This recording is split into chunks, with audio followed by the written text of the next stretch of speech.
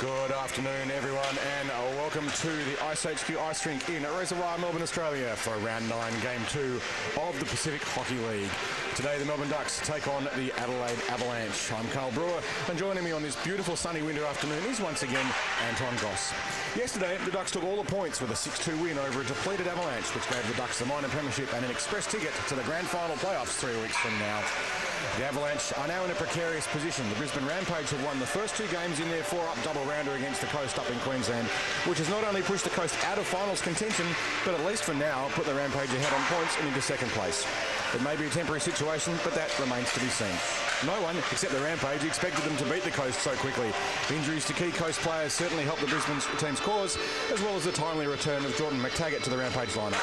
He was certainly missed when they played here in Melbourne last weekend, the Ducks handing Brisbane a stern thrashing at the time.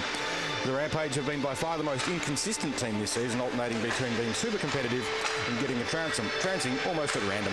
They're an overtly physical team, and their style of play works well against the small, fast teams if they can make it work, but it didn't work last week against Melbourne.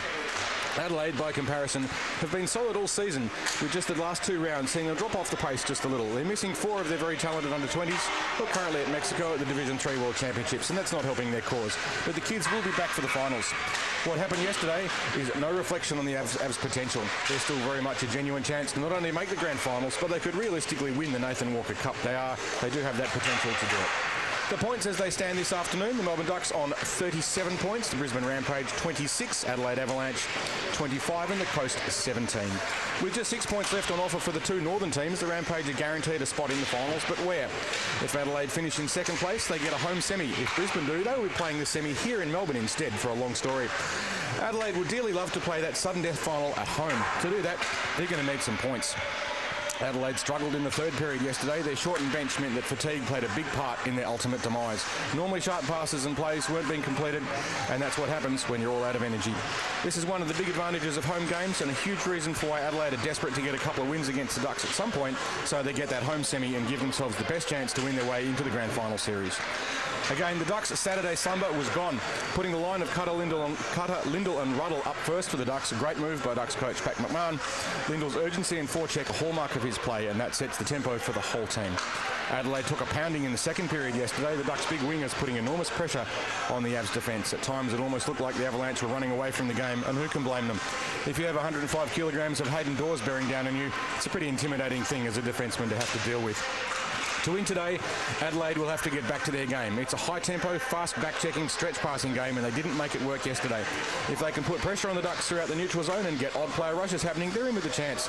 They will need to get more presence in front of the net in attack, though. Dane Davis doesn't give up a lot of rebounds, but if it's there, you have to be there to take advantage of them. We may have Tommy Forrest as goaltender today for the Ducks. We will wait and see with that one as well. We don't know yet. Certainly Adelaide will need to survive with more energy in the 2nd and 3rd periods as well. The short bench, it's fair to say, made their task yesterday almost impossible. For the Ducks, some interesting questions to consider. They've got the grand final tickets already, so they don't need to win anymore. Gossy, how do you think they're going to play it? Look, I mean, obviously for the Ducks, it's all about academic, right? We know they're going straight to the grand final, but this is a proud group of men out there, and they're going to want to put the pedal to the metal and really show this Adelaide team why they are #1 here in the Pacific Hockey League. Hayden Dawes, after breaking out with 8 goals, obviously, last weekend, was left off from the goal scoring yesterday. He did have a beautiful pass, but I'll tell you, every single one of the fans out there after the game talked about his 2nd period when he came out looking for a pound of flesh.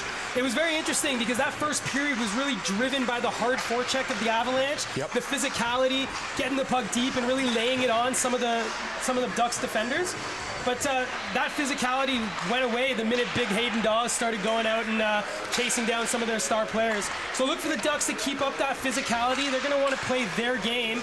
They truly believe that if they play at their tempo, there's not a single team in this league that can keep up with them. So let's see if that rings true today. Well, I think that's certainly the case, Gossy, and the big thing for the Ducks that has let them down on the occasions when they have lost games, with the exception of that first series here against Adelaide when I think they were actually outclassed and a bit lucky, has been their penalty situation, and they managed to stay out of the box yesterday, and that made a big difference to their game. It just meant they could maintain pressure and tempo on Adelaide, and that's a huge issue for the Ducks throughout the season. We've seen them basically throw games away by putting almost an entire period in the penalty box. They just can't afford to keep doing it, so they've got to get that discipline happening. We saw a couple of silly penalties yesterday. They were at a point where it didn't really affect the game for the Ducks. Hayden Dawes getting a penalty in the last minute for just a silly thing, and so they need to make sure they keep that discipline. I think Lindell made a huge difference with his game yesterday. Adelaide hadn't seen him before. Your summary on what you think about him? Yeah, I mean, absolute energy man, right? He's the guy that you put out first out there. You know he's going to chase down every single puck. He truly believes that he's never allowed. He has every opportunity to collect that biscuit out there, and you can see that from the energy. Obviously, his work with Ruddle has been amazing, and Ruddle, again, 2 goals last night, and I know Mom and Pop will be watching back in New Zealand, and they'd be proud for another 2-goal game for their superstar son. But, yeah, Brody Lindell's looked great, and even having Cutter there through the middle and moving Webster back with Hayden Dawes, those are the 2 highest point getters for the Ducks, with 35 points for Hayden and 33 for Liam, and that kind of gives that 1-2 punch now that's really hard to match up against if you're an opponent. Well, I think you were saying just yesterday, Gossie, that Liam Webster was playing elite hockey at the top level hockey that you can play in Australia before some of the guys playing for Adelaide were even born. So yeah. He's been around for a long time, and there's nothing he hasn't seen in hockey in this country, and his skill. And we saw him with face-offs, winning them when it mattered. And they are so important. And this face-off is often such an underrated part of the game. It's like, oh, you know, it's a toss of the coin or whatever. But it's not. It sets up opportunities, and it gives you possession. It gives you sometimes a clean shot on the net if it's in particular in a power play situation. Or if you're in a penalty kill, it's critical that you win it so you can clear the puck out and run the clock down. And he's doing that really well when it matters, and you can tell when he's on and when he isn't. Yeah. So that's made a big difference. Nova Sedlak, sorry, not Nova Sedlak, what am I talking about? Milani. Sorry, played an excellent game yesterday for Avalanche. Do you reckon he's going to be able to keep it up today? Yeah, look, I mean, he that 6 goals was definitely not much to do with him. He played absolutely lights out. I know he'd be itching to get out there, and as a player, and no matter what position, you want to play as often as you can. If he gets that start, he's just going to want to keep doing what he did yesterday, but hope that his team can give him a little bit more support. Yep. You know, we have to remember, despite only scoring the 2 goals, there were a couple opportunities for the Avalanche. I know the guy they called Joey Quebec, Mr. Levesque, he hit the crossbar a couple times. Riley was a little bit quiet that we'd normally see, but I think those guys are going to come out with a little bit more vengeance, and be interesting to see if their captain, McDougall, can also get on the score sheet, as he's yet to score here at Ice HQ in any of the games so far that they've played. It has been a while for him. I think the Avalanche too, with that short bench, they've still got it today. I don't think they managed to sneak anyone across the border overnight, and that meant that they ran out of gas in the second, and certainly in the third they were all out of legs. So have they been able to recover from yesterday's game? We won't know until probably halfway through the second, and we see how they're coping with that. But that's going to make a big difference to, I think, how the second and third periods play out. So they're going to need to come out hard in the first and get a couple of goals up, which was what they did yesterday as well, and then keep the Ducks from scoring and see if they can build up a buffer for the later on part of the game when they start getting tired. We obviously know that the physicality is a big part of McDougall's game, but if you watch any of the streams of the Adelaide home games, I know one of the great callers in the Pacific League, Eric Ballner as well, right? He made a great call of Zach Steele a number of times where he gets out. He's the big boy, the big man, tallest guy there on the rampage, where he gets out and lays the body. The Adelaide Avalanche are going to need him to do something similar to what we saw from Hayden Dawes, where he just goes out and forces those Ducks defenders just to have a little secondary, question of where they're going to do with the puck. Because if you give those mobile puck defenders for the Ducks some time, they're going to find those seam passes, and then when the Ducks get the puck in the offensive zone, their cycle, their move, their chemistry just works so well. The Avalanche are really going to have to try to hem the Ducks in, similar to what they saw to start off that game yesterday, where for the first five or so minutes, it was all Adelaide, where they jumped out to that early 1-goal lead. What we saw when they played here back in May in round 1 was they had an incredibly powerful back check, and the Ducks players on the break were actually getting overrun and having their pockets picked, and we didn't see that yesterday. I don't think we saw it at all yesterday. When that's a part of their game that they have to fix. It was so effective when they played against the Ducks last time. If they can get that going as well and put a bit of pressure on the Ducks defence, then they're in with a real chance. But they're going to have to do it early to build up a buffer, because as we know, they are going to fatigue, and it will be, it's a long weekend. They've got they're up to their 4th period of hockey in less than 24 hours now, and it'll be 6 by the end of the game, combined with yesterday, which would have been a bit of a heartbreaking experience for them. It did make it impossible for them to get through and get a golden ticket to the grand final. So they'll be pretty keen to do that. So we'll see how that pans out. The Ducks too, they've got to be careful they don't get complacent. They've won through. They can. We don't really moan so much about this one, and there's always that little thing in the back of your mind. Do I go 100% or maybe pull it back to 95? Well, wait and see with that one. I don't know. I think that interview at the end of the game yesterday by Dawsey said it all, right? They don't care that they won the minor premiership. It means nothing, right? Yep. They want to hoist that Nathan Walker Cup there at the end of the 3-game grand final series there in the middle of August. Yep. But I think they're just going to keep doing what they do best. They're going to want to be buzzing and get these next 3 games in to be able to just come into that grand final with the confidence that they've had from this league so far. Well, the other thing they might do too is roll through some of their 3rd and 4th liners a little bit more. We might see Rink out on the ice a bit today. We certainly saw Drake get a fair bit of time yesterday. We may see Tommy Forrest get another run in goals. We did see him jump on during the warm-up as a first goalie, which is usually an indicator that he might be getting the start for the Ducks today. And he did do particularly well in his short stint last week against Brisbane when he got on in that second game when it all blown out. And I think he made one incredible stick save, which everyone would say was skilled. But look, there was a bit of luck there as well. But a goalie needs a bottle of luck.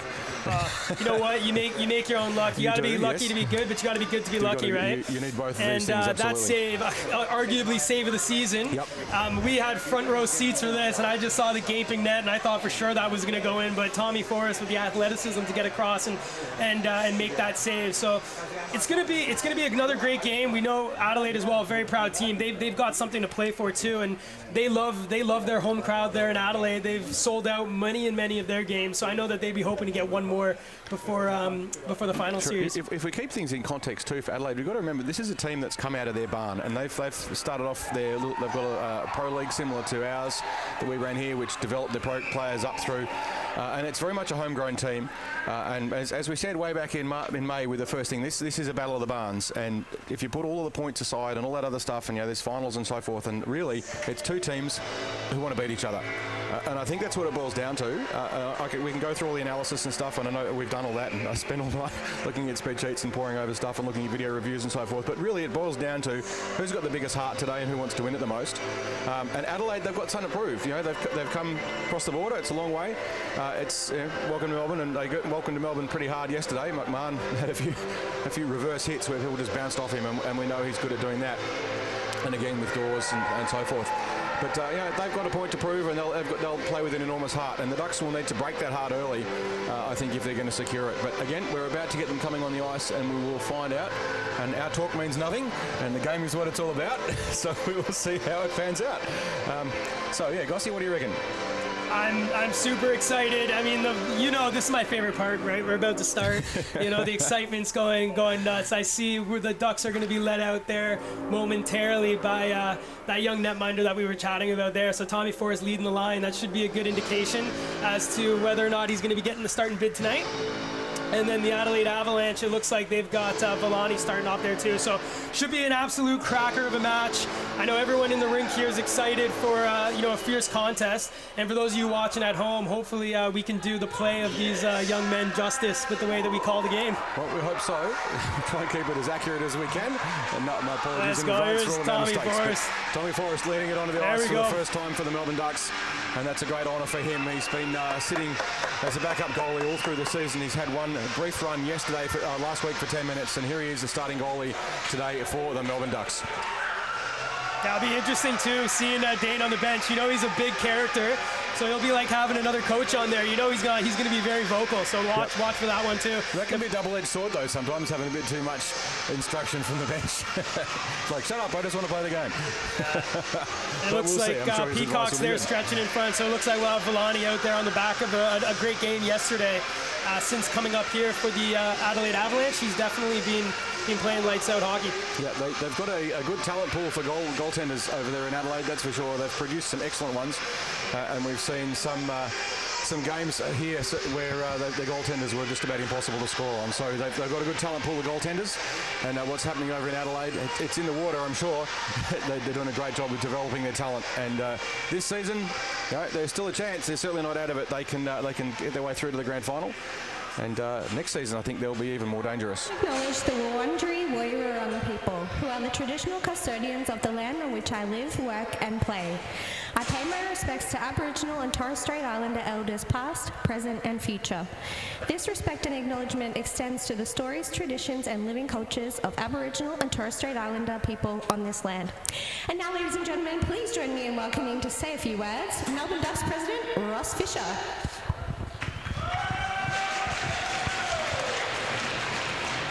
Thanks, Grace. Given it's our last home game for the season in our first season, I just wanted to, a few thank yous. I'll try and make it really quick for you guys. So we just wanted to thank all the volunteers that put in their time and effort every game day, the people that greet you through the door and scan your tickets and their smiling faces. So thank you to all of our volunteers, our wonderful Ice HQ staff in the cafes, the bar, and all that sort of thing. Again, our volunteers behind me, Megan, who does our scoring every home game, Jane and Jamie in the penalty box, Grace, who you just heard, who does all our announcing, Maddie, who you'll hear in a sec with a national anthem, is just absolutely wonderful, Drew, Paige and Tristan, who take a lot of photos that you end up seeing on social media. The light and magic show that you see that throughout the game, which is all by our fantastic Ryan right behind me and John, who are both full-time at the Rink with all that sort of stuff. Lucy, our game day organiser, and Zamara, who is at reception. Her young boys, Tom and Will, who come and help with the in-between period entertainment and that sort of thing. So we thank those guys. My amazing daughter Alana, who coordinates everything you see from the time you walk in till the time you leave. And if you haven't been to a game and you've been watching it online, and you'll hear these awesome commentators here. We've got Anton and Carl, who do a great job. And of course to our sponsors who financially assist, and it's not a cheap thing to run a hockey club. I'll do it all again, and we will over and over again, the amount of enjoyment you get out of it. But to Moondog, our major sponsors, and then also Moat with Brian and Deb Jeffrey, Environmental Control System with Daniel Harry, Stick Built Framing, Carmel Ring, Stuart Coombs, Lojo Logics, Priscilla Cutter, Montrose Bus and Coach, Mike Preston, Chase Underwriting. So you will get your jerseys that are promised. They're a little stinky at the moment, so we'll make sure they get washed, and you'll be able to frame them up and hang them up wherever you please. So, but also, of course, to you, the amazing fans who make this possible, and we couldn't do it without the fan base, and we're just so, we hope that you're proud of these guys who jump out on the rink every week and put in the effort that they do. We finished top of the ladder. We go straight to the grand final starting Thursday, the 11th of August, which is when we'll be next back here. So make sure you get your tickets and come along. Let's go, Ducks. Well, thank you very much, Ross. We're about to get the national anthem, and then we'll get the game underway.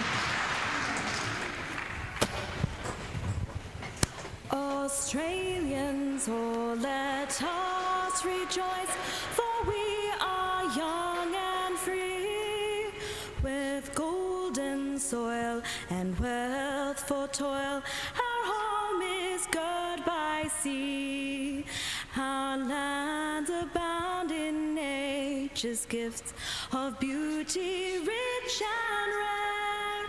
In history's page, let every stage advance Australia fair.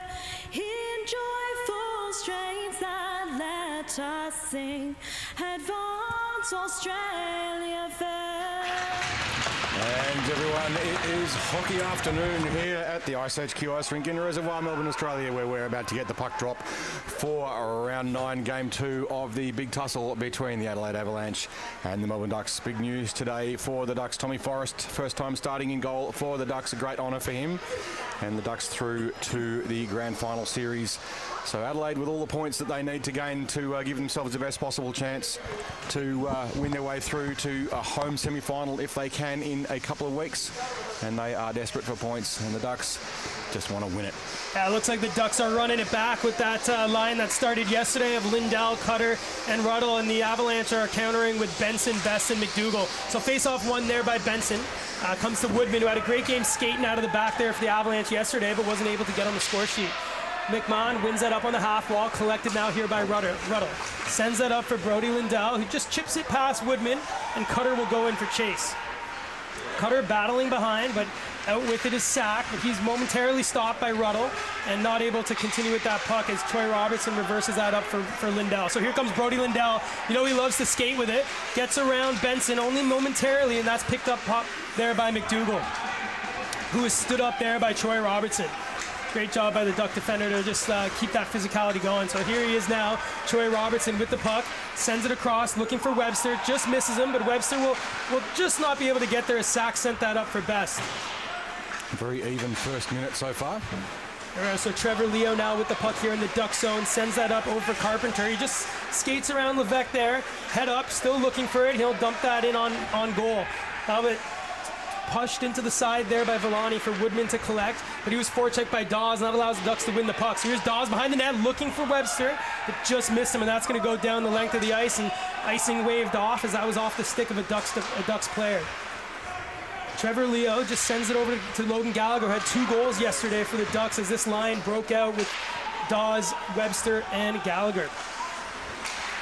And one of the players there, Jake Hazel, he was the one that had the puck put through his legs on that goal, and Webster sends that in on Villani. Just not able to hold on to that, but the defender was able to collect that. So here's Dawes still with it, tried to walk around the defender, but missed. And the puck comes in now. Levesque will get there first, and he's got Bortignon in front of the net, looking for it. Nice job by Troy Robertson to have the puck, but Levesque with it now. Gets some support by Gallagher, and now Gallagher with a little bit of time will look for a stretch pass for Webster. Webster's going to get to that puck first, so negate the icing. He's got Koenig in front of the net. Webster still with it. Robertson walking into the point. He tried to throw that in front, but that was intercepted by Friedrich and sent down the length of the ice. There's Zach Steele up against Robertson, but Robertson able to send that over to McMahon, who now finds Tashuma. So here's this line of Tashuma, Koenig, and Stringer out on the ice. They did connect for a goal yesterday, and they looked great on that forecheck. They did. There was a little bit of a lost opportunity just a little bit earlier, maybe 30 seconds or so there ago by Adelaide. They had a 2-on-1 situation, didn't quite manage to get the pass across. It was just a little bit sloppy. They had lost themselves an opportunity, which they may brew later. So Koenig face off there. Just not able to get into Friedrich. Great stick tie by Koenig to negate that opportunity. McMahon sends it up on the half wall, and Koenig now will pick it. He drops that for Stringer, but he's forced to collect it himself as Friedrich was right on his tail. Here's Woodman. You know he loves to skate with it when he gets a chance. He always looks effortless out there, but not able to find any space here, but Benson does. So he's over the blue line here on the left wing, cuts around, he's got a guy crashing in front, brings it in the middle, Woodman, but a nice job by Koenig just to knock that off his stick. Avalanche forced to send that into the corner, and the Avalanche will start the cycle. That's the captain, McDougall, with it. Sends it in front, pucks out, Benson, shot! That just went wide. McDougall has it in the corner now. He's got Sack calling for it at the point, and he finds it. Sends it on, and a nice little save there by Forrest to chip that into his glove and cover up for the face-off. So Tom and Forrest getting a couple of nice opportunities there for some not terribly difficult saves, just a good warm-up for him. You don't want absolute rockets that expose you, but you don't want nothing at all in the first minute. And so far, with 16 minutes and 52 minutes, 16 minutes, 52 seconds, we're 0-0. So a very similar start for the Avalanche as they did yesterday. It'll be interesting if they can keep that up all game. As we know, yesterday they faded moving into the second period. Trevor Leo now battling with it, but it squirts out to the half wall there, and that's Hazel losing the puck to Ruddle. There's 3 Ducks out now, so it's Ruddle, Cutter, and Lindell. Ruddle still with it. Oh, and he got his stick lifted as a great back check by Hazel, who got beat on the blue line there. Leo comes in, whips it down on the ice, collected there by Hazel now, who gets crunched by Carpenter. And the puck now goes down the other way, and Ruddle will chase in there with Chen.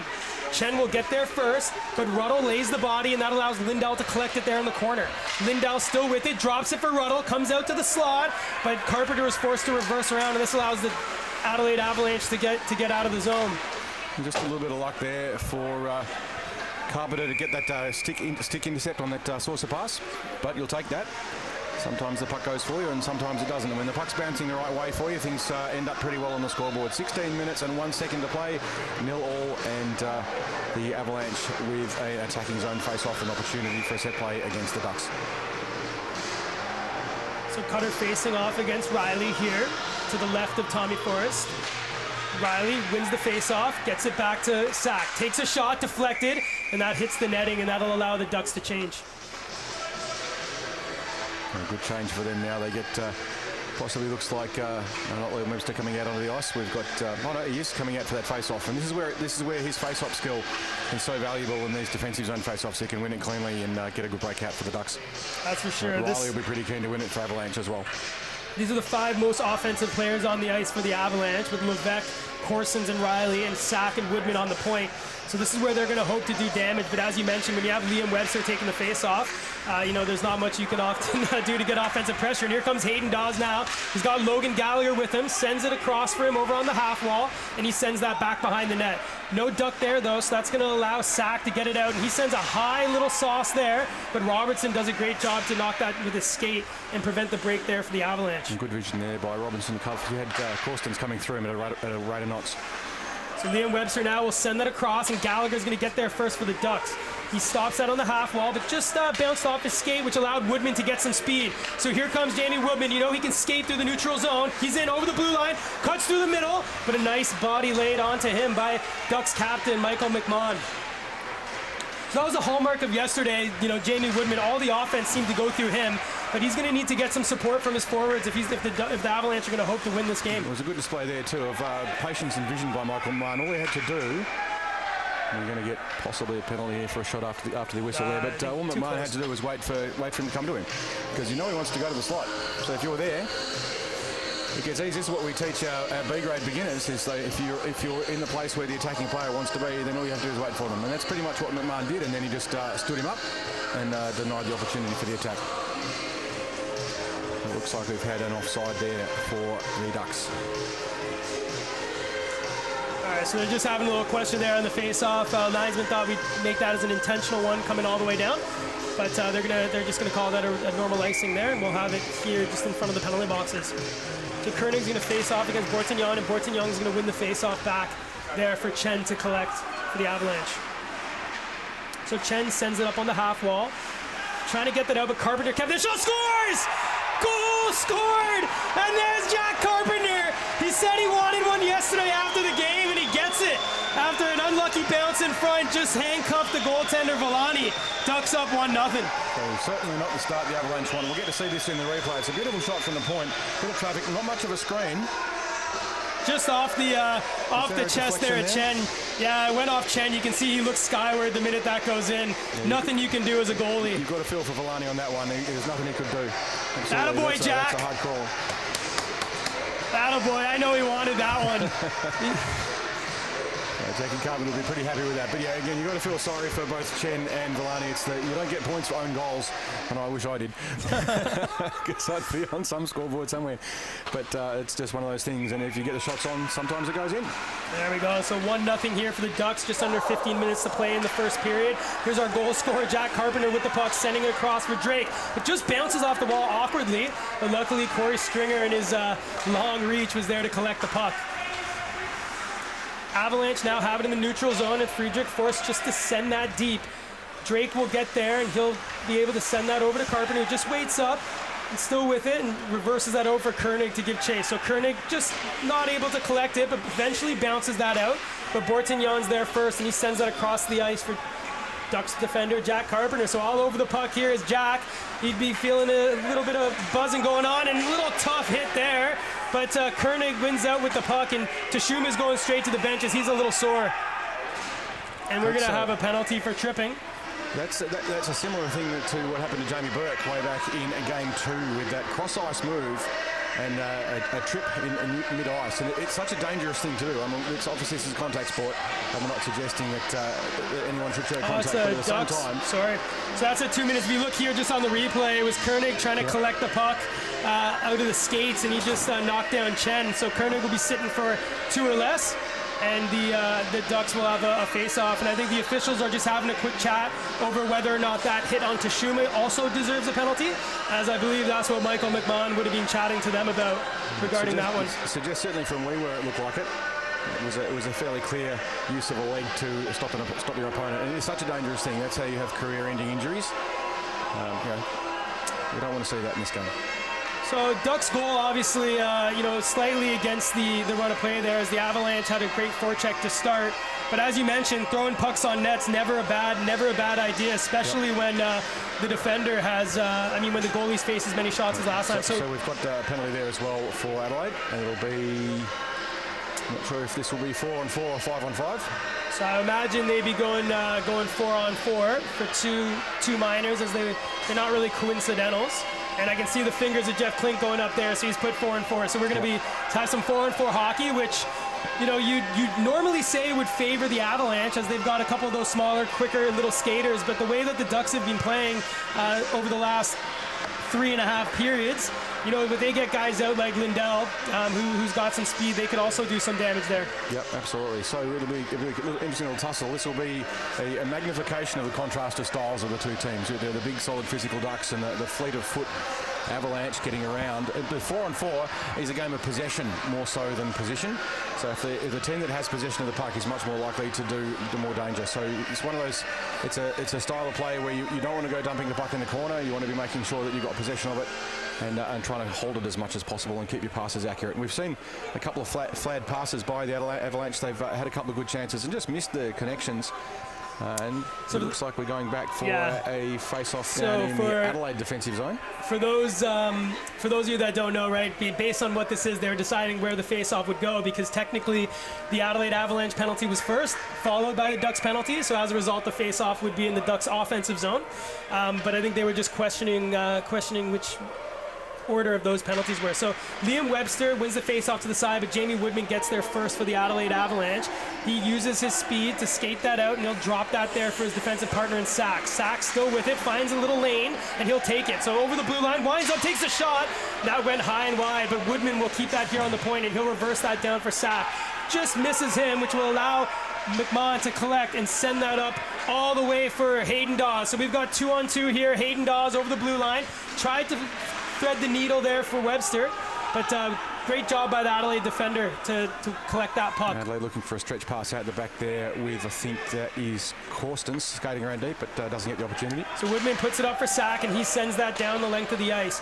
Robertson will get there first for the Ducks, and he'll leave that for Dawes. He'll send that across over for the captain in McMahon. They reverse it one more time into the corner, and now he'll have a look, and he'll try to hit Webster. He just wanted to chip that through to Dawes, but that was intercepted there by Corsons. Woodman didn't like what he saw, so he reverses, and now he's going to use that long reach just to get past some of those Ducks players there. So Woodman far in the corner, circles back. He's got McDougall at the point, but he skates it himself. Winds up shot. Save there, Forrest. Hazel now chipping in, comes in front again, but squirts out there. McDougall gets there first, comes out into the slot, and the Ducks win that out. So Ruddle in a little bit of a foot race here with Hazel. Hazel wins it and able to get that back there for Chen.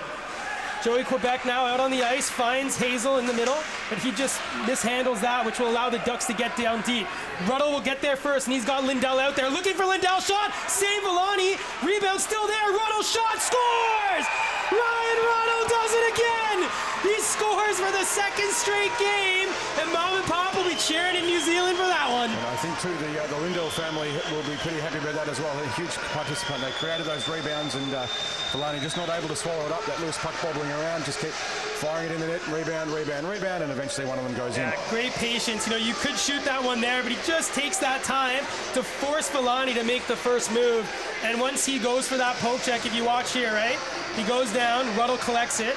The minute he goes, he fakes that shot, and he gets his stick flailing. All he had to do was lift that puck over the netminder. So great goal, Ryan Ruddle, for his 17th of the season. So here's Ruddle. He's got the puck. He sends that up for Carpenter. The Ducks obviously on the advantage now with the 4-on-4. They use the speed of Lindell and Ruddle, like we mentioned, in order to get there. And the two players will be coming out of the box in under 3 seconds here. And so 5-on-5. So Trevor Leo being chased by Bortignon. He's able to just keep that away from the Adelaide forechecker and almost loses it there to Best, but gets bailed out there by Carpenter. Carpenter found Koenig now, who goes into the neutral zone, being watched by Seal. He circles that up for Lindell, will send that down the length of the ice, and both Lindell and Ruddle will go on for a change. And with 11 minutes and 35 seconds to play, the Ducks up 2-0 in the first period.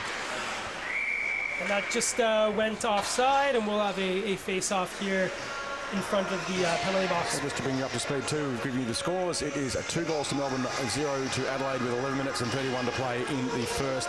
Shots to the Ducks, 6-3 to the Avalanche. So I suspect those numbers are a little misleading. I think we've seen a couple more than them.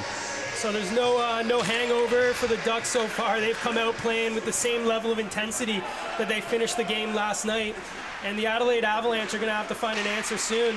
As it's not the start they needed, that's for sure. They needed to get their goals up early, and they've got an icing, so they'll be back for a defensive face-off for them. They need the points. They didn't need this start, so they're going to have to dig deep. No.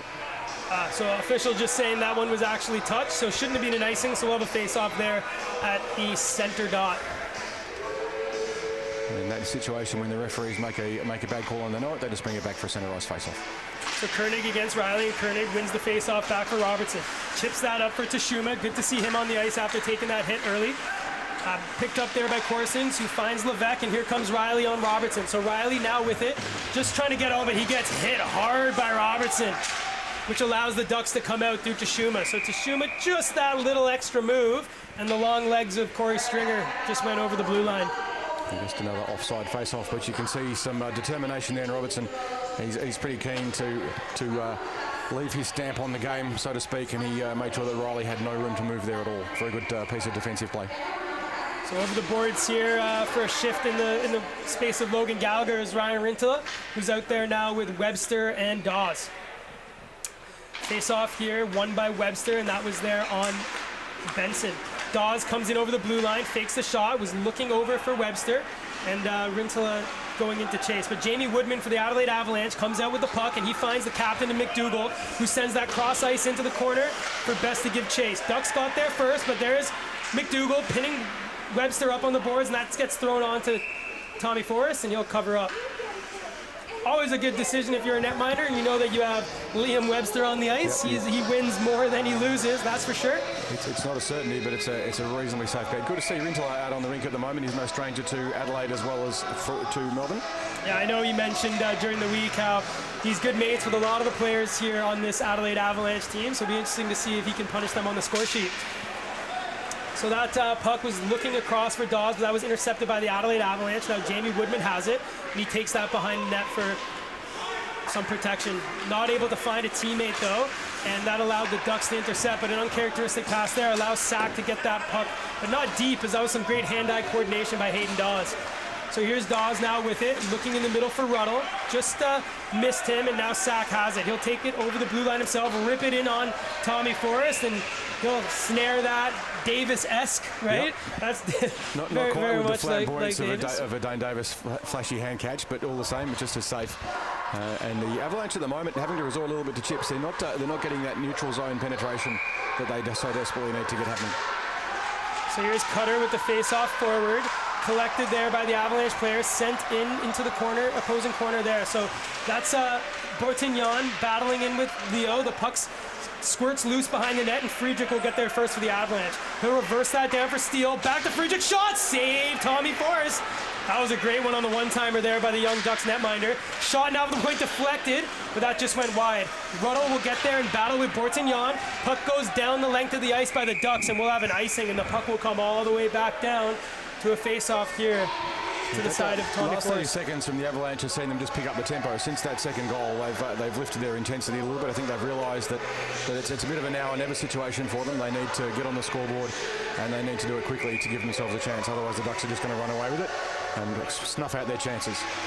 Yeah, and this is that cycle game that we were talking pre-game that the Avalanche need to get keep going if they're hoping to win this game. When they can get the puck deep and force the Ducks not to be able to hit those stretch passes, that's what they need. And there comes the physicality. So Steele looking for Friedrich and just missed him, and that's collected by Brody Lindell. He's got Ruddle with him, and these two got great chemistry. Lindell over now to Ruddle. Shot! Save Villani. That was a great little give and go by the two Ducks wingers, but out comes Zach Steele. But a nice back check by Brody Lindell forces a turnover, and now the Ducks will get it into the safety of their own zone. So Todd Cutter has it, looks up for Lindell, and with no one with him, he's just going to send that deep and peel off for a change. Every time he gets on the ice, you can just see that tempo change for the Ducks as well. He's an Adelaide-esque player, for lack of a better expression, in terms of the way he plays, and it's been what the Ducks needed. So here's the speed of Riley. We've been waiting for him. The mustache man over the blue line shot. That was deflected and goes into the far corner there. Carpenter, McMahon has it for the Ducks, but not able to get it out, but the stick of Corey Stringer helps out there. Adelaide quickly get it back the other way, and they've got three forwards up there. Corsten's with it, drops it there for Levesque, picked up there by Sack, wind up shot, off a stick, bouncing, and Tommy Forrest catches that and covers up. And if you are watching this on the live stream, it'd be worthwhile just sort of scrolling back half a minute or so and just watching how when Riley came flying in with a lot of speed, the Ducks had basically a wall across in front of him, and he had no room to move, so all he could do was shoot from a distance.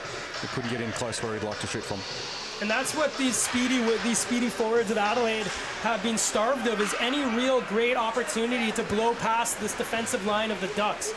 So that's cleared out by the Ducks captain, and the Avalanche are going to come in now. So that's the aforementioned Riley chasing in on Drake, but Drake able to get that over to his captain.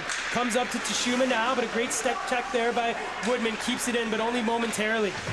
Tashuma and Woodman now battling here on the wall. Puck comes out off the nose there of Corson's, and now finds Corey Stringer, who finds Byron Tashuma. So here comes Tashuma, one-on-one on Sack, tries to go around him, and here's Koenig across. Oh, and Woodman able to intercept that as Corey Stringer was on the rebound. In front, shot! That was a great pass by Tashuma over to Koenig, but not able to score. So back to Leo now. He'll send that far into the other corner, and Koenig will battle with Sack.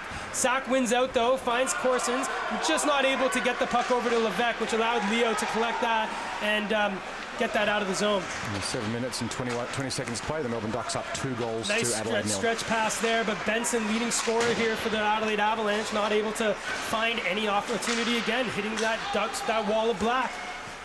So Carpenter now, goal scorer already tonight, finds Leo, sends it up to Gallagher, who chips that up for Dawes. Dawes gets that deep, and Liam Webster will get there first for the Ducks. He sent that through the slot and misses everyone and comes out to the neutral zone, where Carpenter is forced to regroup with his defensive partner in Leo. Puck comes out, and that bounces in, but Webster was back, which just kept the puck away from Joey McDougall. Intercepted there by Hazel, and now here come the Avalanche. But again, not much they can do other than just send the puck deep and allow the Ducks to reset, but intercepted there. Tip shot! Oh, and that was close. Nice shot by McDougall and a deflection by Best, but that just went wide. Here's Benson now, sending it back there to Sack. Winds up, sends it over for McDougall, but Carpenter's there. He gets hit by McDougall and momentarily loses his glove, and they're going to jaw with one another, and the puck's finally going to get out through Gallagher. He's going to battle there with Best, and Best is going to dump that deep, and here's Carpenter playing still with only one glove. He'll circle back and reverse that over for McMahon. So here's McMahon now looking for a stretch pass for Dawes. Intercepted there by Hazel, but comes back to Liam Webster. So the Adelaide Avalanche, apart from that first little bit of a flurry. Oh, intercepted here. Bortignon comes in, pass over. What a play, Troy Robertson, to intercept that one. The Ducks just a little bit lazy there with that cross-ice pass with nothing on it, and as a result, that intercept came through, provided a good opportunity. There's Lindell with a shot, but saved there by Villani. Puck regrouped there in the Adelaide zone, and Jamie Woodman will just pause up and allow the rest of his forwards to change before taking it out himself. Nice stretch pass, looking for Steele, not able to connect, and that allowed the Ducks to get it out, but only momentarily. Bortignon sending that puck down deep. Robertson there, and he's going to get, Bortignon just laid out on the hit a little bit. Maybe probably would have been looking for a penalty if he had that, but Zach Steele now with it. This is that regroup. We have Friedrich. Send it in front. Bortignon. Nice job by Ruddle. Comes out for Steele shot. Into the trapper of Tommy Forrest. Nice job, young man. And Tommy with a big local crowd here of very passionate Ducks fans. They love him, and they're very thrilled to see him getting his chance as a starting goaltender. 5 minutes and 10 seconds to play. The Ducks up 2 goals to 0 at the moment. 6 shots apiece to the two teams. I'll tell you what, Carl, just before that, Bortignon had the opportunity to lay the body on Robertson and just stopped up momentarily. Yep. The Avalanche need to keep that physicality. That's a hallmark of their game when they're winning. They got to make sure they keep that going and make the Ducks scared to go into those corners. Not that they will get frightened, but you got to try. Yeah, you got to try your best, right? So here comes Cutter now with speed through the neutral zone. He's in on Woodman, drops it there for Lindell. Lindell takes the forehand shot, scores! The goal scorer, Brody Lindell, finds the net again. And I bet this kid loves to score because that's all he keeps doing is putting the puck in the net. Since he found his feet last week against the Rampage, it's been a bit of a festival for him. 4 minutes and 50 seconds to play in the game, and the Ducks now up, to play in this period. The Ducks now up 3 goals to Adelaide. And this is a hallmark of what he's done. If you look at the goals that he scores, he likes to take that little toe drag in and shoot off that front foot, and he makes no mistake putting that one through the arm and the blocking arm of the Adelaide netminder in Villani. So here's Hazel for the Avalanche now. He sends it in, bounces in front, but that was Stringer to collect the rebound. Another shot and a great blocker save by Tommy Forrest, so that goes into the netting. So Adelaide there with an immediate counter-attack, and a pretty good option there, going high on the blocker side to Tommy Forrest to see if they could get through, but he was up to the task and managed to block it up into the net, and now we get the defensive zone face-off now for the Ducks, and they've got to control it. Adelaide, they need goals. They're 3 goals down now with 4 minutes and just over 4 minutes to play in the first. So face-off, one there by the Avalanche. It comes back to Hazel. He sends it in, knocked out of the air by Riley, but collected by Koenig and sent over Stringer. And he sends a stretch pass out for Tachuma to give chase, and out comes Villani. And Tachuma almost wins that, but Villani did a great job to find Chen. And here come 3 Adelaide Avalanche. Riley sends it. He was looking for Levesque in the corner, and Levesque gets it. Sends it cross ice, but a nice little poke check by Forrest. Another shot there by Hazel, but blocked by Tachuma. Tachuma going, chases that down, but Andrew Chen gets there first for the Avalanche. And here comes Carpenter. So Carpenter over the blue line, winds up, shot off the glove there of Villani and into the corner. Sent back in front, out there to the high slot. Over there to Stringer now, who walks in, takes a shot off Koenig in front again, shots! Oh, and that was gaping net for Tachuma, but sent it all the way through the blue paint to the other side. And the Ducks have forced to regroup here in the neutral zone. Get a change, and Hayden Dawes back on. One thing from Dawes, he hasn't had a shot on the net yet. He's gone in and had a couple of goes, but all of them have been... So intercepted here by Riley. He sends that across, and he was looking for Levesque, but intercepted there by Robertson, and he finds Rintala. Rintala just overskates the puck, but he gets that back and now sends that over Hayden Dawes. So big Hayden Dawes takes that one over the blue line. He's 1-on-4, takes a shot into the things, brings it back again, shot! Oh, what a save, Villani! That was a great job by Hayden Dawes to collect that little rebound off the shin guards, and he'll win the puck again in the corner. He's got a streaking Rintala, just not able to find it, but kept in there by McMahon. He'll send that deep, and Hayden Dawes will collect that back, looks in front for the slot, but intercepted there by McDougall. Here come the Avalanche now. McDougall finds Benson. Benson over the blue line, shot into the pads there of Tommy Forrest, who covers up with no rebound. And Tommy not giving any rebounds there at all, really. If you look at that puck only popping out a millimetre or two. He might have felt that one, though, by looking where it hit him. I don't know, Gossi, you're the goalie. You tell me, would that have stung a little bit, perhaps? I reckon you got enough batting there. Sometimes you can get a little stingers, but that one looked like it'll be just fine for the young netminder. There's Woodman's shot, blocked there by Ruddle, and picked up to the puck is Brody Lindell. So Brody Lindell and Ruddle both with goals today, and out comes a nice little Johnny Bauer-esque poke check there by Villani. It gets only to the point for Robertson. That's sent in off the stick of Woodman, and Best will collect that on the half wall and just drop that there for sack. Out only as far as McMahon, who sends that deep, and Jamie Woodman here for the Avalanche regroups that. 2 minutes and 30 seconds to play. Apologies, our shot clock on the live stream is wrong. It's 2 minutes and 30 seconds to go. So here's McMahon now behind the net. Benson not able to win that puck. So McMahon still with it, looks up to find Cutter, and that gets blocked there by Bortignon. Out now, though, and here's Brody Lindell. He collects it. He's 1-on-3. Brody Lindell just collects the puck, sends it over to Ruddle. Ruddle drops it for Cutter. Oh, what a passing play by the Ducks, but not able to finish. Just a little bit too much razzle-dazzle, maybe. So there's Cutter now on the half wall, sends it across over Carpenter. Carpenter winds up, takes another shot, just misses. That's Chen now battling with Cutter. Best now sends that up there for Bortignon. So here comes Bortignon for the Avalanche over the blue line. Winds up, shot, blocker saved by Forrest that kept in there by Steele. So Steele alone here now. He'll send that behind the net for Friedrich to give chase. He gets rubbed out there by Stringer, allowing Leo to collect. He has to curl back from Bortignon, and he'll send that up the wall there for Carpenter. Carpenter now finds Ruddle. He's got Stringer with him, and he'll just send that around for Stringer to chase. And both Lindell and Ruddle, our 2 goal scorers so far here for the Ducks, hop off the ice. Stringer battling there with Friedrich, and Tashuma keeps that in, but the Avalanche able to get it out. A nice poke check by Steele. Gets around, shot, save Tommy Forrest, and once again, no rebound. And with 1 minute and 11 seconds to go in the first period, the Ducks with a 3-0 lead over Adelaide. Shot clock roughly even at, in fact, exactly even at 12 each. But the Ducks have been able to turn those shots into goals. There's that Adelaide poke so check far unable to. by Villani. Now, Villani doing a pretty good job, but he's been a little bit exposed. I'm a big fan of the poke check. Doesn't always work out for me sometimes, especially in some of the higher divisions when I come out, you know, for a little bit of a run. But that was great by that netminder there. So there's Robertson sending it over to McMahon. He sends that up over for Koenig, who's going to reverse that back to his captain. He's being watched by Riley and does a nice job just to be patient, but that's picked off there by Corsons. He was looking for Riley, but just out of his reach will allow Robertson to collect it. And as we've said, you know, this is very much being played at the tempo of the Ducks. They'd love this. So McMahon now skates that through the center, sends it deep, and just kicked by Hazel over to Sack, who went that off the wall looking for Levesque. Tashuma now gets it, and he gets hit by Sack, and there's some of the physicality that the Avalanche would be hoping to bring into this game. Koenig will chase in on Hazel. Now, I don't know if you saw that, but Robinson might have said, "I've got your number."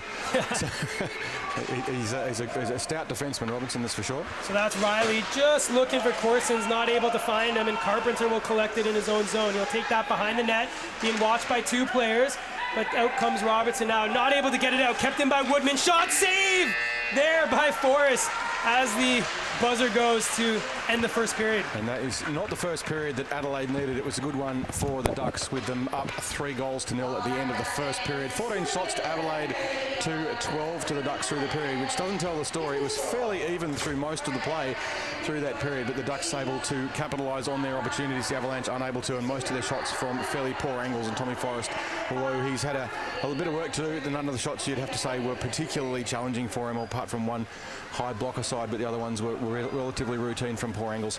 So 14 shots to 12. We're about to get an interview now with, we'll see who it is in just a second, but in the meantime we've got more Zorb soccer players coming out. I think this time it's the Broad Street Bullies against some random mob of all sorts of people wearing all sorts of jerseys, but we're going to call it light against dark, for lack of a better expression. We played this game yesterday. They're wearing Zorb balls and runners, and let's just say I hope the Rink's insurance policy is paid up, because you can fall over and get yourself a nasty leg injury if you're not careful. But the players in this one, I'm sure Gossi will introduce them to you in just a moment. We'll be having the interview in just a moment, we're hoping, before we cut over to the Zorb Soccer, and interview coming up just about now. Thanks for joining us, Jack. Now, congratulations on securing the minor premiership. Does that change the tactics for the last few rounds for the team at all? Are we going to, try out anything different? Or? No, absolutely not. Preparation starts now. Got a few games to go here and really knuckle down and find our feet and come into the finals real hard. We want to make sure these guys come in as least comfortable as possible. Don't let them secure home ice. So yeah, just keep playing every period. Lock in 3 solid ones and keep pushing. Awesome. And now you had a little bit of an injury, sort of interrupted season. How are you feeling coming off your injury? Yeah, pretty good. I mean, it's just been something that's nagging me game by game, but still just being able to skate through it, and hopefully at the end of the season we can rest and massage out those little bumps and bruises. Awesome. Good luck for the rest of the season, and go Ducks. Jack Carpenter there, one of the most exciting dynamic defence players for the Melbourne Ducks, and we love seeing him play with a big smile on his face. He always looks like he's having a best time of his life, and who wouldn't? Let's face it, if you get a chance to play the game that you love, you're having the time of your life.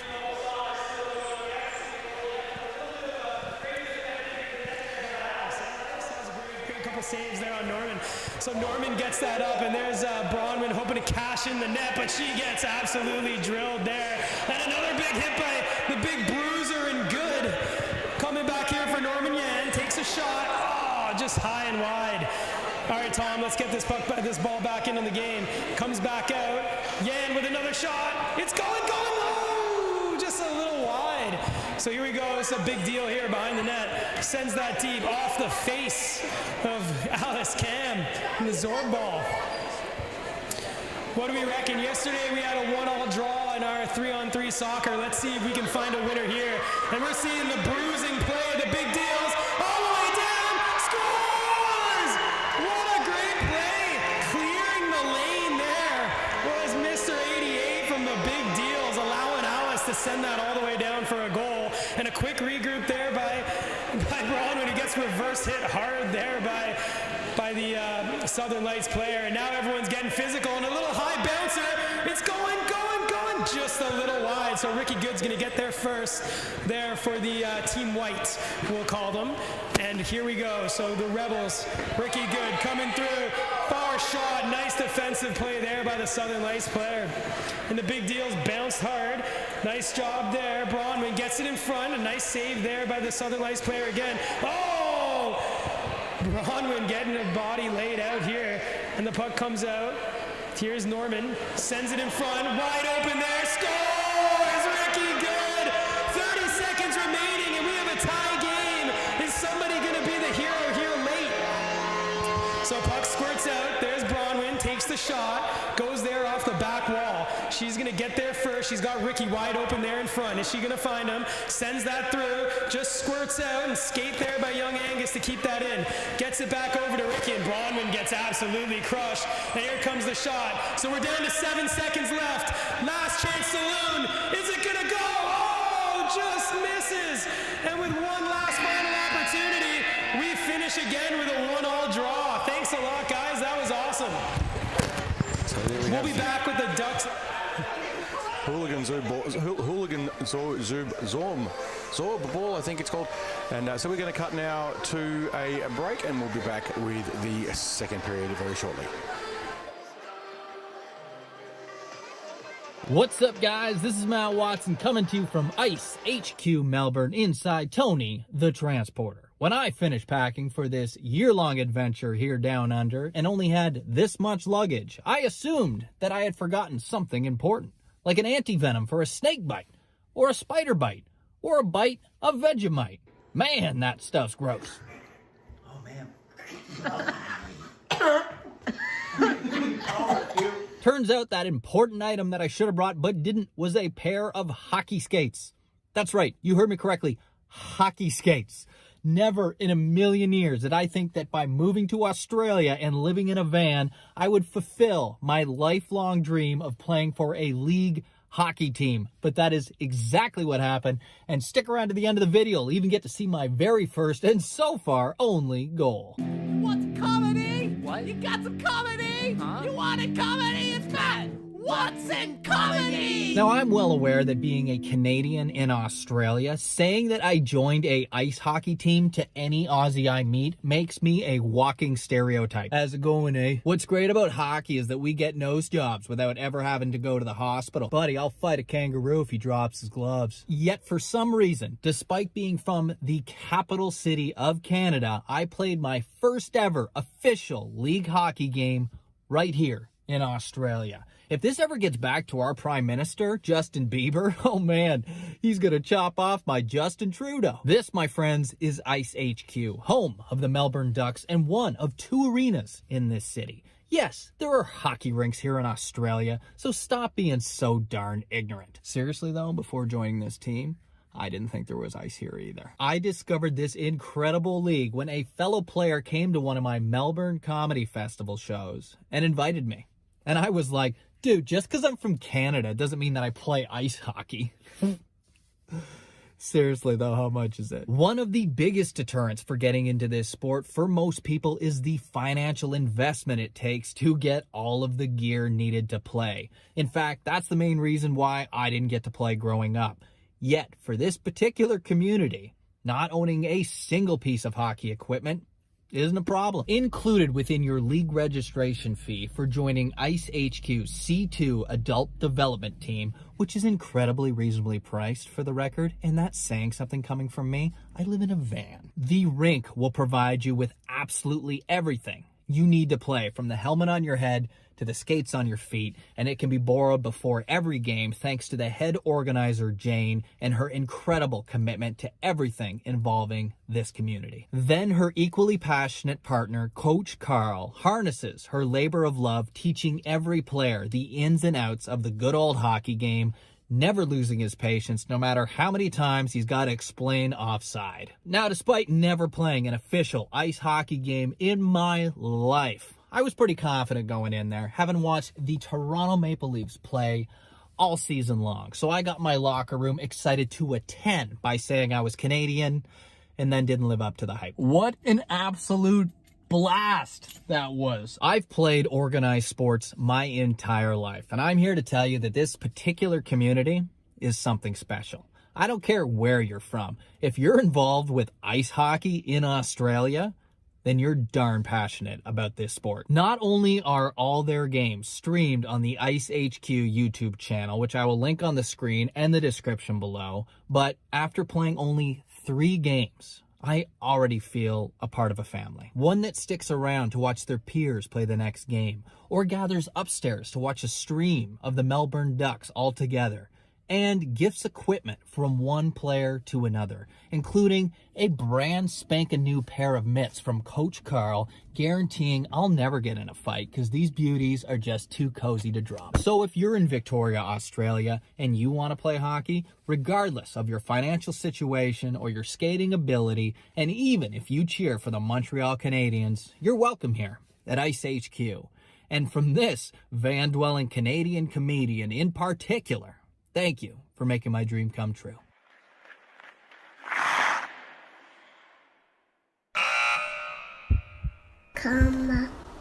Hey, you beautiful person, by watching this video, you are already supporting me. So thank you so much for doing that. If you want to go a little bit extra, it's super easy, and you can feel great about yourself because it helps me out a ton. Just give the video a thumbs up, subscribe to the channel, and then just send it to a friend. Be like, check this guy out. He is hilarious. I've also got the Ice HQ YouTube channel linked over here if you want to see this crazy Canadian try to play hockey here in Australia. But that is it for this one. Thank you for watching, and I'll talk to you next week.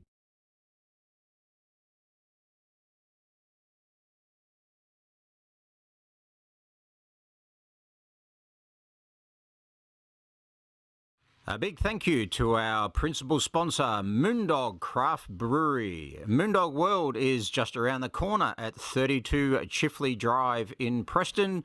Visit their indoor lagoon with 72 beers on tap, Palmer's burgers, and a whole lot more.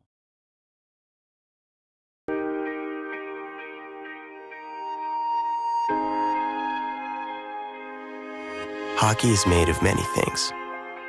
Of early morning practices and cold rinks. Sticks and skates. Fresh sheets of ice and scuffed boards. Of grit and guts. Passion and power. Performance and precision. It's made of crushing physicality and split-second agility. Of generation after generation of lacing up, raising the cup, and not once giving up. We've always been and always will be true to this game. And this game doesn't demand much, just everything you've got. CCM.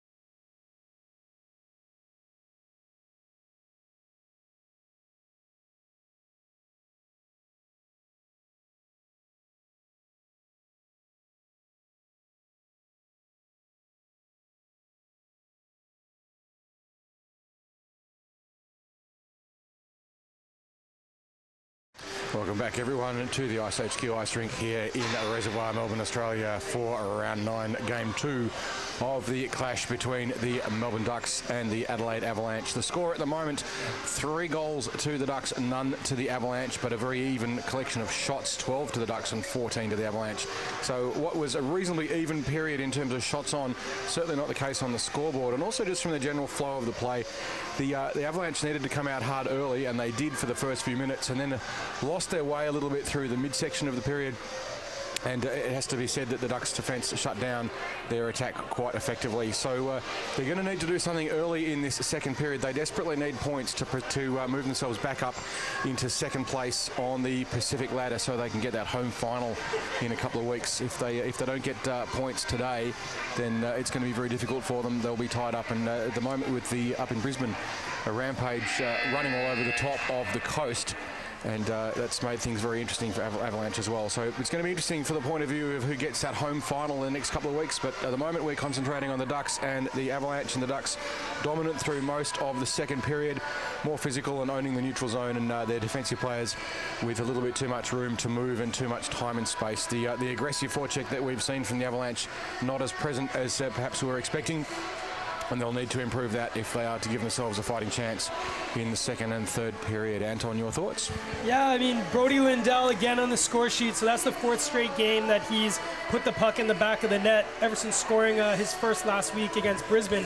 And again, the always goal scoring, my favorite name to call, evidently.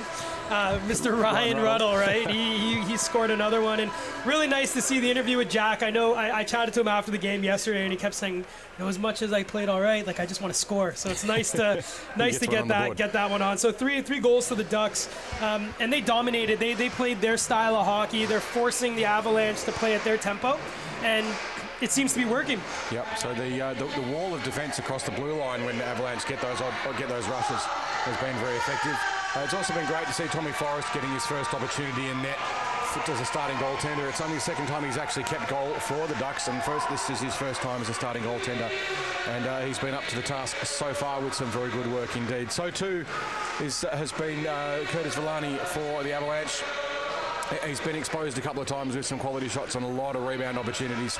The difference between the Ducks goaltending and I think the Avalanche at this point hasn't been the stopping of the initial shot. It's been tidying up those rebounds, and the loose puck that pops out just creates more and more pressure and more opportunities. And the Ducks have been in the slot in numbers with force, and that's something that the Avalanche haven't been doing as well as they need to. They've got to pick up those dirty pucks and find ways to get them in the net, and I'm sure they've discussed that through the first intermission, and they will need to come out this second period with an absolute firecracker up them in other words to give themselves a chance. I think you hit the nail on the head there, Carl. If you look at the goaltenders, I mean, Curtis Villani, amazing goaltender here for the Adelaide Avalanche, and Tommy Forrest great as well, but Tommy's just done a little bit better job of controlling some of those rebounds, and the few times that he have let them in, we've got those Ducks defenders that are clearing it, whereas it seems like Villani's being forced to be used a little bit more athleticism, and he doesn't necessarily seem as calm and collected inside that net early on.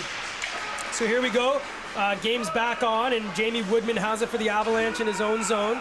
He's got his head up, looking up ice, looking for a stretch pass, and finds McDougall, who gets drilled there by Robertson. But hands up, it looks like we're going to have a penalty to Robertson for stepping up there on We'll see a replay of that one and see exactly why it's called. Maybe he lifted his hands. Not quite sure. Maybe we might not quite have that on camera. But there it is. I think they're calling that one for a check to the head. So just a little high, evidently. And the Ducks will go to the penalty kill, and the Avalanche to the power play, which the Avalanche need to score here, down by 3. They need to get back in this game and put some scoreboard pressure on. And so this is their first real opportunity to try and get a shot on. The previous time there was a penalty, it was an even penalty, and it was 4-on-4, and the Ducks ended up scoring at the end of that one. So Avalanche win the first face-off, but it's cleared. So here's Jamie Woodman circling behind his own net. He's got a little bit of space, and he's being watched by Dawes, but he skates around him. So here's Jamie Woodman now taking it down. Still with it is Woodman. He's got it in the corner and sends that back for McDougall. Reversed back, but McMahon got there first, and he sends that down the length of the ice. And Villani forced to play that as he had the big Hayden Dawes coming down in on him. A good aggressive forecheck there from Dawes. Interesting to see the Ducks lining up as a 3-player line on the blue line for the first part of the rush before they drop back into a conventional box defence. So here's Best over the blue line, takes it to the backhand, puts it back in front, but a great stick there by McMahon broke up that opportunity. Steele, though, momentarily won the puck, but stolen by Webster and sent down the length of the ice. And that's just going to be called back there. Stick. High stick. And we've got about a minute left on the penalty kill power play situation. Power play for the Avalanche, penalty kill for the Ducks, of course. And just the way they're setting up their defensive structure, the Ducks are having a 3-player line across the blue line and then collapsing back into a standard 4-player box defence. It's quite effective when you've got a rush coming through because there's just a wall of blue and a wall of dark, and where do you go? So face off one, shot on by Carpenter. Nice save there, Villani. Corsons reverses out on the half wall for Woodman. Just evades Lindell, but only momentarily. You know he's going to start skating for him. So Lindell chasing there with Riley, but Riley gets out with speed. So here's Riley with speed over the blue line now, takes it wide, drops it there for Woodman, takes the shot on, rebound, only momentarily as Tommy Forrest gets the oven mitts down on that one. Woodman was perhaps looking there for a deflection, but it didn't exist. It was a sort of a nothing shot, really, if you think about it. There wasn't an awful lot of power on it, and obviously a shot that was designed for deflection, but no deflection there. So face off to the right here of Tommy Forrest, won by the Avalanche. Riley just on the point, sends it in, shot deflected, scores! Levesque with the deflection puts it through the pads of Tommy Forrest, and the Adelaide Avalanche score on the power play to get there first today. And that's exactly what they needed. They're going for those shots for deflections. The previous time it didn't work, that time it did. They had someone in the right place, just tips it past, and nothing Tommy Forrest could do about that one. It was a beautifully timed shot. They'd just done that exactly the same move just mere seconds before, looking for a deflection that wasn't there, and that time it was, and in it goes. Great job by Levesque in front there, just being watched by Leo, but was able to get inside control and get a stick on that one, and nothing much Tommy Forrest could do on that. That was just an absolutely great play by the Adelaide Avalanche, who have now made the deficit to only 2. That's the start they needed in this period. So here's Carpenter, stretch pass, looking for Stringer, finds him eventually. He'll take that over the blue line and drop it to Schuma. Koenig! Oh, just missed him as he was looking to put that into the gaping net. Puck gets reversed behind, and Sack will get there for the Avalanche and send that over for Best. Chipped up, looking for Bortignon, but stolen by Tashuma. Still with it is Tashuma, looking across for Koenig, but intercepted by Stringer. Stringer now has it, tries to drop it for Koenig, but intercepted by Hazel, and he'll send that down for Trevor Leo to get chase for the Ducks. And of course, those little champagne plays, if they work, they're good, but you might suggest the Ducks perhaps trying to be a little bit too fancy at times at the moment. So Sack now with it, sends that up, looking for Best. Great pinch there by Leo, allows the Ducks to win the puck. Webster got it in only momentarily, but all the Avalanche could do is send that to the Ducks defenders. Gallagher will send that deep, and Webster will chase in with Hazel and would get there first. Hayden, Dawes, and Gallagher battling in the corner there with Bortignon, and out comes Gallagher with the puck. He sends that behind for Webster. In front of Gallagher, shot, and that was a nice save there by Villani. Comes out for McMahon, shot. It's under the pad there of Villani, and he just put his stick up to prevent any digging and diving there in front of the net. That was a great save there, Villani. It was a terrific shot from McMahon, aimed across in front and looking at that 5-hole gap. It's pretty lucky that it got caught up and tangled in his pad, really. It looked like he'd almost deflected into the net. Yeah, I'll tell you that one, you know, as a goaltender, you always feel that one under your pad, and it's frightening, and you just hope that it doesn't squirt out the other way. But great points for the netminder to know exactly where that puck was, because he... Webster to shoot here, too. Sure. So he didn't do it that time, but... Did win it forward, and that's Woodman now battling with Webster there in the corner. The Ducks there getting support through Gallagher, and now Woodman will collect it. Still Webster, though, will chip that back, but Woodman uses that long reach to get it again, and he chips that forward and takes it out himself. So here's Woodman now skating into the neutral zone, pass it over to McDougall. He winds up, takes a shot, but that went wide. That'll come all the way around for Webster, who'll leave that there for Dawes. Sends it back over to Webster, who'll take a shot himself. Kick save, and cleared there by Woodman as Dawes was looking to pounce on that rebound. Big juicy rebound there for the Ducks, not quite able to take advantage of it. That was Tommy Forrest just leaving the puck there for his captain.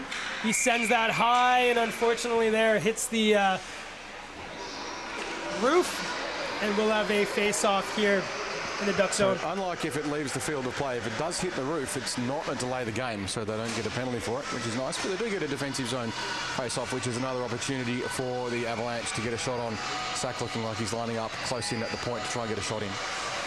So face-off one, Hazel drops it to Sack, takes that shot that you were talking about, but a great blocker save there by Tommy Forrest And into it the deflects netting. off into the net. I don't think they read it quite that well, but it was a bit of an obvious setup from here where we're standing. You could see him just waiting for it. Nice clean win for the Avalanche, and back it goes. And they're setting up for it again, and why wouldn't you? So face-off there, now Hazel has it, squirting out through, but comes out with it is Cutter. So Todd Cutter has it now, sends it on the wall, looking for Lindell. Lindell now with it, and he's got it. Takes that over the blue line. Lindell looking across for Ruddle, but intercepted there by Hazel. Leo just not able to keep that in, and as he touched that before Hazel was able to get there, we'll have a face-off in front of the Ducks bench. Now, some of you might have been watching in the earlier period when it looked like the Avalanche might have been offside when the puck came back into the offensive zone and one of their players was still in there. The rule is that if a defensive zone plays it back into their own defensive area, there's no offside, nullifies the offside. So there's Levesque and Lindell having a little chat before that face-off. A great little reverse cycle there by the Ducks. Gets the puck out. That goes all the way down, and here comes Cutter chasing in on Hazel. He's got to be quick with it, and he gets it over to Sack. We'll now find Levesque, who drops that in front for Bortignon. Intercepted, though, by Ruddle. He'll go to the safety of Robertson, and will then send it back up to him on the half wall, and it comes out. So here's three Ducks players now. Ruddle with it. He sends it down for Cutter. Cutter across, looking for Lindell, who got thrown into the net. And the minute the Avalanche touch this puck, they'll be sending one to the box, and the Ducks will be going to the power play. And no hard feelings there between the goalie and Lindell, that neither of them were at fault in that situation. And that was Benson with the shove by the look of it. And it might be actually the opposite. So they're going to give 2 minutes there to Brody Lindell, and I think they're going to call that one goaltender interference, just saying he didn't really do his best to get out of the way. So from here, it did look like Lindell got shepherded into the goalie there, but you know the play there call is the goaltender interference. Yep. Referees define reality. The rest of us are just seeing an approximation, and there it is.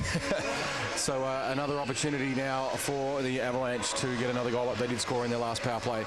The Ducks will need to get their penalty kill working a little bit better in order to sort it out. So face off to the right of Tommy Forrest, Webster against Benson. Benson not able to win that cleanly, and it goes all the way down the ice, and Villani's going to leave that for Woodman. Woodman says he's going to go around, stop up, and now wait for his team to provide him some options. He's going to leave that for Riley, the quick man, who's now going to drop it back to Woodman, and he's got Benson if he wants to use him, but instead he'll go all the way down to Levesque. So here's Levesque taking it in on the right-hand side, being watched there by McMahon, and that comes out, and Riley collects it, fans on the shot, but able to collect it and send that deep. So McMahon behind the net leaves it to Carpenter, just not able to collect it. It comes back for Riley, who winds up, pass over, Corson's shot, saved there by Tommy Forrest. Corson regroups that up to the point for Woodman. Woodman sends it over to Riley, back to Woodman. He's got Corson's, but holds himself, takes a shot, and a nice block there by Webby, who's not able to get it out as Woodman was able to use his body to just shield that. And now battle hard there. We've got Carpenter there battling Corson's. Woodman comes out with it and sends it across to Riley. He's got time, space, shot, scores! The mustache man involved again. Power play goal, Mr. Riley. And the Ducks penalty kill not up to the task this time. They've been exposed twice now by the Avalanche. They weren't able to do it yesterday when they had those first chances, but today they do. Dawes not happy. I think he's changing sticks there because he might have just busted one. But yeah, the Ducks not controlling that penalty kill as well as they needed to. A bit of loose play, and the Avalanche, as we know, are great at taking advantage of it. And they're back in this game now. It's 2-1, about halfway through the second period. Getting in a little bit of penalty trouble here early, and I know Brody was not happy with that call, but you got to play what's on the game and watch him to have a little bit of fire now getting out there. So here are the Avalanche, who's, as you mentioned, right back in this game, only trailing 1 now after being thoroughly dominated in that first period. And here's Frederick now sending that deep. Drake will get there first for the Ducks, but he's being chased there by the Adelaide forward, and that goes all the way down the ice, and we're going to have an icing. And this is what we need from Adelaide. We need them to show that determination and grit that was missing yesterday. And they've come back saying tiny little bit of luck, but you need a little bit of luck. And if you're in the right place, you turn the luck into goals. And that's what's happened. They had that nice deflection on the first power play, which worked beautifully well after they'd rehearsed it mere seconds beforehand. 14 minutes and 10 seconds to go in the second. Melbourne up 3-2. Yeah, we talked about, obviously yesterday, but as well today, that you needed guys like Riley to get back in it, and he seems to be buzzing now. An assist and a goal gets him with 2 points, and the Avalanche are right back in it. and that seems to have gone to their legs. So here's Friedrich with it now, taking it into the corner. Poke check there by Robertson, and Ruddle now collects it. He's got a streaking Lindell, and now Lindell, nice little spin move, but Sack even better to keep it on there. Intercepted there by Drake, and that just deflects and go high. So amazing little spin move there by Brody Lindell, but Sack stayed with him and made sure that the young Canadian couldn't get in on goal. The Ducks still managed to get a shot out of all that congestion, though, because Lindell had drawn 4 players. He did create space around him, and that's a very much a Brad Marchand style of play there. Get everyone to you and then create an opportunity for one of your teammates. So here's Koenig. He's going to hope to win this right back to Stringer and get a quick shot on. But Riley wins that forward, and McDougall comes out with it. He sends that now over to Riley. He'll send that high, but intercepted there by Stringer. Riley intercepts, though. He comes in. Riley's turn shot. Blocked there by the defender of the Ducks. That was Tashuma looking for Stringer, but that was intercepted by Chen. And with it again now is Jake Riley. So here comes Riley. Takes it wide. Nice job there by Leo to intercept that one. Puck goes high in the corner, and Stringer now will come out with it there in the corner.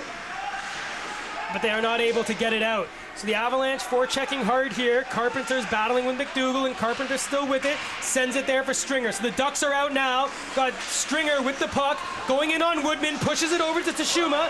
Tashuma gets hit there by Woodman. And now Woodman comes out with the puck. Nice support there by Koenig. And Tashuma and Koenig going to work. But the puck comes out there for Mr. Riley.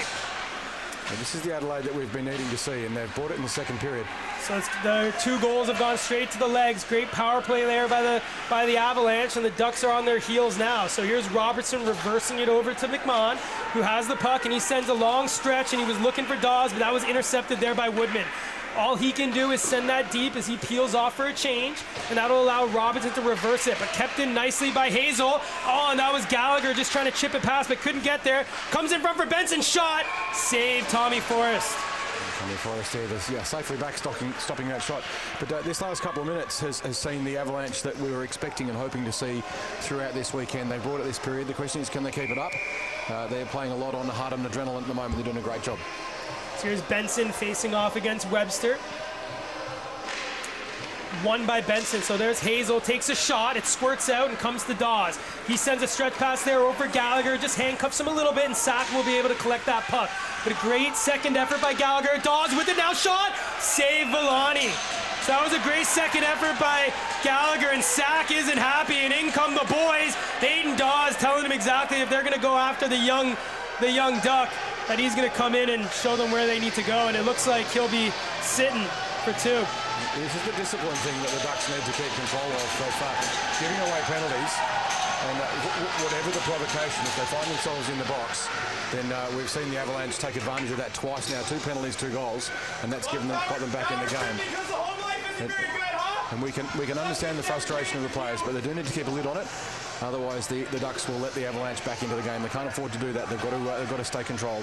So Sack and Gallagher were just going at it there, and then came Troy Robertson, and then came the big Hayden Dawes trying to tell him where to go. And unfortunately for Hayden, he'll be sitting for 2 or less, and the Avalanche will be looking to get their 3rd power play goal this period. If they can do that, that squares it up at 3 goals apiece with 12 minutes to play in the second. So face-off won by the Ducks and cleared by the captain, and that just mishandled there by the goalie. And Ryan Ruddle's going to be on the great forecheck. He lays the body on Sack, but the puck was collected there by Woodman. He's being watched by Lindell, and Woodman still watched by Lindell. Now we'll get a little bit of space, and he'll take it. But look at the back check of Brody Lindell. Not allowing Woodman to go easy, but still with it there is Jamie Woodman. He's got that in the corner now, still with it, waiting on the half wall, just trying to provide some space, and that goes back to the behind the net for Best. Best will send that to the point to Sack. He'll wind up and send that deep again to chase there for the Ducks. So there's McMahon battling with McDougall. Steele supports. Robertson comes to help his captain, and the Ducks will get it out, but only momentarily. McDougall sends it back to Riley. He's been all over the power play, but mishandles it after being watched by Brody Lindell. So Lindell, the first man forecheck. Ducks get it out for Sack, and Ruddle does a nice job to intercept that and just hits the roof one more time. So we'll have a little too high on their clearance. 57 seconds to go on the Adelaide power play at the moment. The Hayden Dawes in the box for for a roughing call for that one for him. And at the moment, the Adelaide Avalanche on the ascendancy at the moment. Can the Ducks hold them out for another minute on the penalty kill? So these are the 5 that have been all over the power play this period so far, and Woodman's going to send that over to Riley. We'll drop that back over for Woodman. He's got Corson's across, but nice hand-eye coordination by Webster. Knocks that puck out of the air, which allows Carpenter to collect and send that not out, as that was blocked by Corson's. Comes out for Riley, winds up shot. That one just went wide. He was looking for his second. Carpenter now will send that down all the way down, and Villani will come out there and pass that over there for Woodman. 30 seconds to go on the power play. First in his cutter, and he's going to flush out Woodman, but Woodman has a little bit of space, and he'll try to get around Webster, but a great poke check, forcing the Avalanche defender to go back. So nice job there by Webster, who knocks down Jamie after that, and he'll go in now and chase Riley. 10 seconds to go on the power play. Puck squirts out there, and Webster comes across. Cutter sends that high, and Webster will go for a change. Jamie Woodman now will take that behind the net. He has a look. He's looking for that stretch pass for Corsons, but just misses him, and that's going to go down the length of the ice, and we should have a bit of an icing. No, so just coming out, so we won't have a 5-on-5, and now that goes down the other way, and that will be a icing with Crowther's arm up. Goes back for another opportunity now for the Avalanche after that penalty. Some great forechecking there by Liam Webster, putting a lot of pressure on Woodman. But now they're back, and they've got another opportunity for that set play attack from the offensive face-off for Adelaide, who you've got to say for the last 5 minutes have been all over this game, and they're only down by 1. Face-off, one shot by Sack, rebound, where is it? It's gone around, wrapping, comes out to the slot, shot! Save Tommy Forrest! Picks that out with a number of bodies in front of him. That was a great save by the young netminder. A great opportunity to the Adelaide on the wraparound. Forrest up to the task today. It is his first game as a starting goaltender for the Ducks, and so far he's acquitted himself very well. Comes out and just misses the stick of the, I think that's Friedrich in front, but then that rebound shot comes in, and Forrest does a great job to push off that post and make that save. So face-off one now by the Ducks. That's Robertson, who sends it up on the half wall, kept in by Hazel and reversed by Friedrich. Chris Drake will get there first for the Ducks, though, but he's being watched by Drake and finally finds that over to Stringer. But intercepted there by Sack on the point. He'll send that deep, but a great pinch there by Drake. Comes in front. Oh, and that just misses the net. So Koenig now will finally get that out for Hazel, and Tashuma, hot on the heels of the Adelaide defender, and out comes Tashuma now.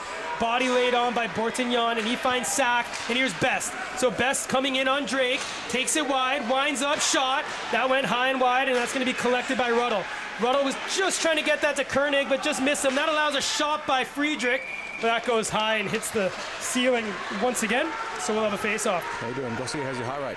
Yeah, not bad. This is that frantic play. So Forrest made the first one. He came around for the wraparound, just missed Friedrich, and then just pushes out, and he's almost turning. I don't know how he stopped that one, but as we said before, you got to be lucky to be good, but you got to be good to be lucky. Some great positioning by the young netminder. Ducks back there in numbers too to help him out. 22 shots to Adelaide. It's with a significant increase this period. They've played with great intensity. So face-off tied up there. Brody Lindell's going to pick up the loose puck, and he'll get that down. And that'll come straight onto Villani, so there'll be no icing. Villani just was trying to leave that for Chen and nearly mishandled it for Cutter. So here the Ducks now with it. Ryan Ruddle's going to try to get there, but Chen will get there first. He'll send it up to McDougall, who was stood up there by McMahon, and Trevor Leo will select that and pass that up to Lindell. There's 3 Ducks now, so Lindell in on Woodman. Lindell with it, winds up, nice move, but a better poke check there by Woodman. Lindell tried to find Ruddle, but Jake Riley's there. Now it's 2 Ducks here. So in front by Ruddle, intercepted by by Steele, who sends that down for McDougall to chase. McMahon was there first, though, and sent that over to Leo, who now tries to send that up for Ruddle, but fends it himself. Ruddle now battles with McDougall, but McDougall, using the patience to still with the puck, sends that over to Chen. It's a bouncer, which will allow Ruddle to get in on the forecheck, and he reverses that for Woodman. McDougall on the half wall, he's got Riley, just sends that out of his reach, allowing Leo to collect, and just missing Zach Steele. Will force the puck over, and we'll just have a little neutral play back and forth. But here comes Hayden Dawes. You know he wants to be on the score sheet. Finds Webster. Webster shot, scores! Hayden Dawes over to Liam Webster, and the Ducks connect again to make the score here, 4-2 at Ice HQ. You could just see the tempo in that last 2 minutes of the game changed. The Adelaide Avalanche had come out with a lot of energy, but they're just losing it in the last 2 minutes, allowing the Ducks a bit more time and space. And then give space to Dawes, and he gets it to Webster and ping high shelf, and that was going in, and there was nothing that Villani could do about that one. Yeah, great patience. Obviously, the pass over by Dawes was great, but Liam Webster, if you watch on that replay, just pauses. And that made Villani just slide a little bit over to the left too much. If you saw that final play, and that opened up that right-hand side, and Liam Webster made no mistake. And a big hit there by Hayden Dawes on Hazel. He's really excited now, and you see the big boy going. He's chapping for it, and here he comes. So Hayden Dawes over the blue line, takes a shot, and just misses the post there. Liam Webster will reverse it, and Carpenter will be the first forechecker there for the Ducks on Sack. He turns back and evades the check, and Sack now looking up, looking for Levesque. Off the wall, finds him, but nice job by pinch there by Robertson. Robinson cleaning off the puck. You can see Dawes, he plays a lot on emotion, and when he gets a bit cranky, as he was after that penalty earlier, he comes out with a real burst of energy, and when he's moving quickly, he's a very, very dangerous man on the ice. Here's Levesque now with it, fans on the shot, comes out, shot, scores! So Levesque fans on the shot, and the puck bounces around, and Johnny on the spot was Mr. Hazel, and he put that in the net. Or sorry, Mr. Benson, it looks like. So that was Nathaniel Benson on the slot, putting that puck in the net. A great piece of opportunistic play, and that brings the score back to 3 goals to Adelaide, 4 goals to the Ducks. Ducks still with the lead with about 5 minutes to play, so we're just going to get that back on our system so that we can see how much time we have. But about 5 minutes to play in the game, and it is a 1-goal game. Sorry, 1 goal, 5 minutes there in the period. That's what you want if you're the Ducks. I mean, if you're the Avalanche, right? Those loose puck opportunities, Benson left unmarked in front of the net, and well, that was kind of uncharacteristic. You got to be in the right spot to make those kind of goals, and Nathaniel Benson, definitely with a number of goals so far this season, isn't new to that. So here we are now, the puck deep in the Avalanche. Oh, just go! Oh, save! Oh my, I thought for sure the puck went in the net, but that was a great save by Villani, and Tashuma's wondering how that went in. Best down, save! Oh, Tommy Forrest outweights Best. What a run of play back and forth on the ice there, Carl. Yeah, to all eyes, that looked like a goal at the Here's other end. Friedrich, fans on it, another shot, save there, Forrest, and Carps is just gonna leave that for his netminder to cover up, as that was back and forth going each way. I don't think anyone had any idea what happened there with that shot earlier. Tashuma. Yeah, just hit it on the side netting there. Yep. But, you know, the Adelaide Avalanche did a good job. There it is, just off the side netting, but a good job to clear that out, right? Didn't allow any Duck on it. And then here came Best. And Tommy Forrest got the poke check on. There you go, bud. Enough of the nice replays. job. Back to the game. Here we go. So face-off won by the Ducks and cleared down the length of the ice, but waved off as that hit an Adelaide stick. And that's Chen who will take that behind the net. Brody Lindell flushes him out. Chen just fans on that, but McDougall able to collect it and gloved down by McMahon. Just waiting there with Steele as he had to wait for Riley to get on side, and McDougall will go in and forecheck against Drake. Drake does a nice job to protect the puck, though. He finds his captain, now comes up on the wall for Brody Lindell. Lindell looking across for Ruddle, finds him, who now comes over the blue line. Ruddle with a shot into the glove there of Villani, and he covers up. And now we've got 5 minutes and 40 seconds to play in the period, with the Melbourne Ducks up 4 goals to Adelaide 3. The shots, Adelaide to 25 to Melbourne 24. But the frenetic last 10 minutes, Adelaide came out midway through the second on a mission. I'm not sure if they can maintain this intensity. If they can, they're a real threat. Well, we've had a great period of hockey. The Adelaide Avalanche have scored 3, and the Ducks 1. And we've got another close game here at Ice HQ. So there's Cutter just mishandling that one, which allows Hazel to find Benson. Benson, the goal scorer, winds up, takes a shot. That deflects into the netting. And we'll have another face-off in the Duck zone.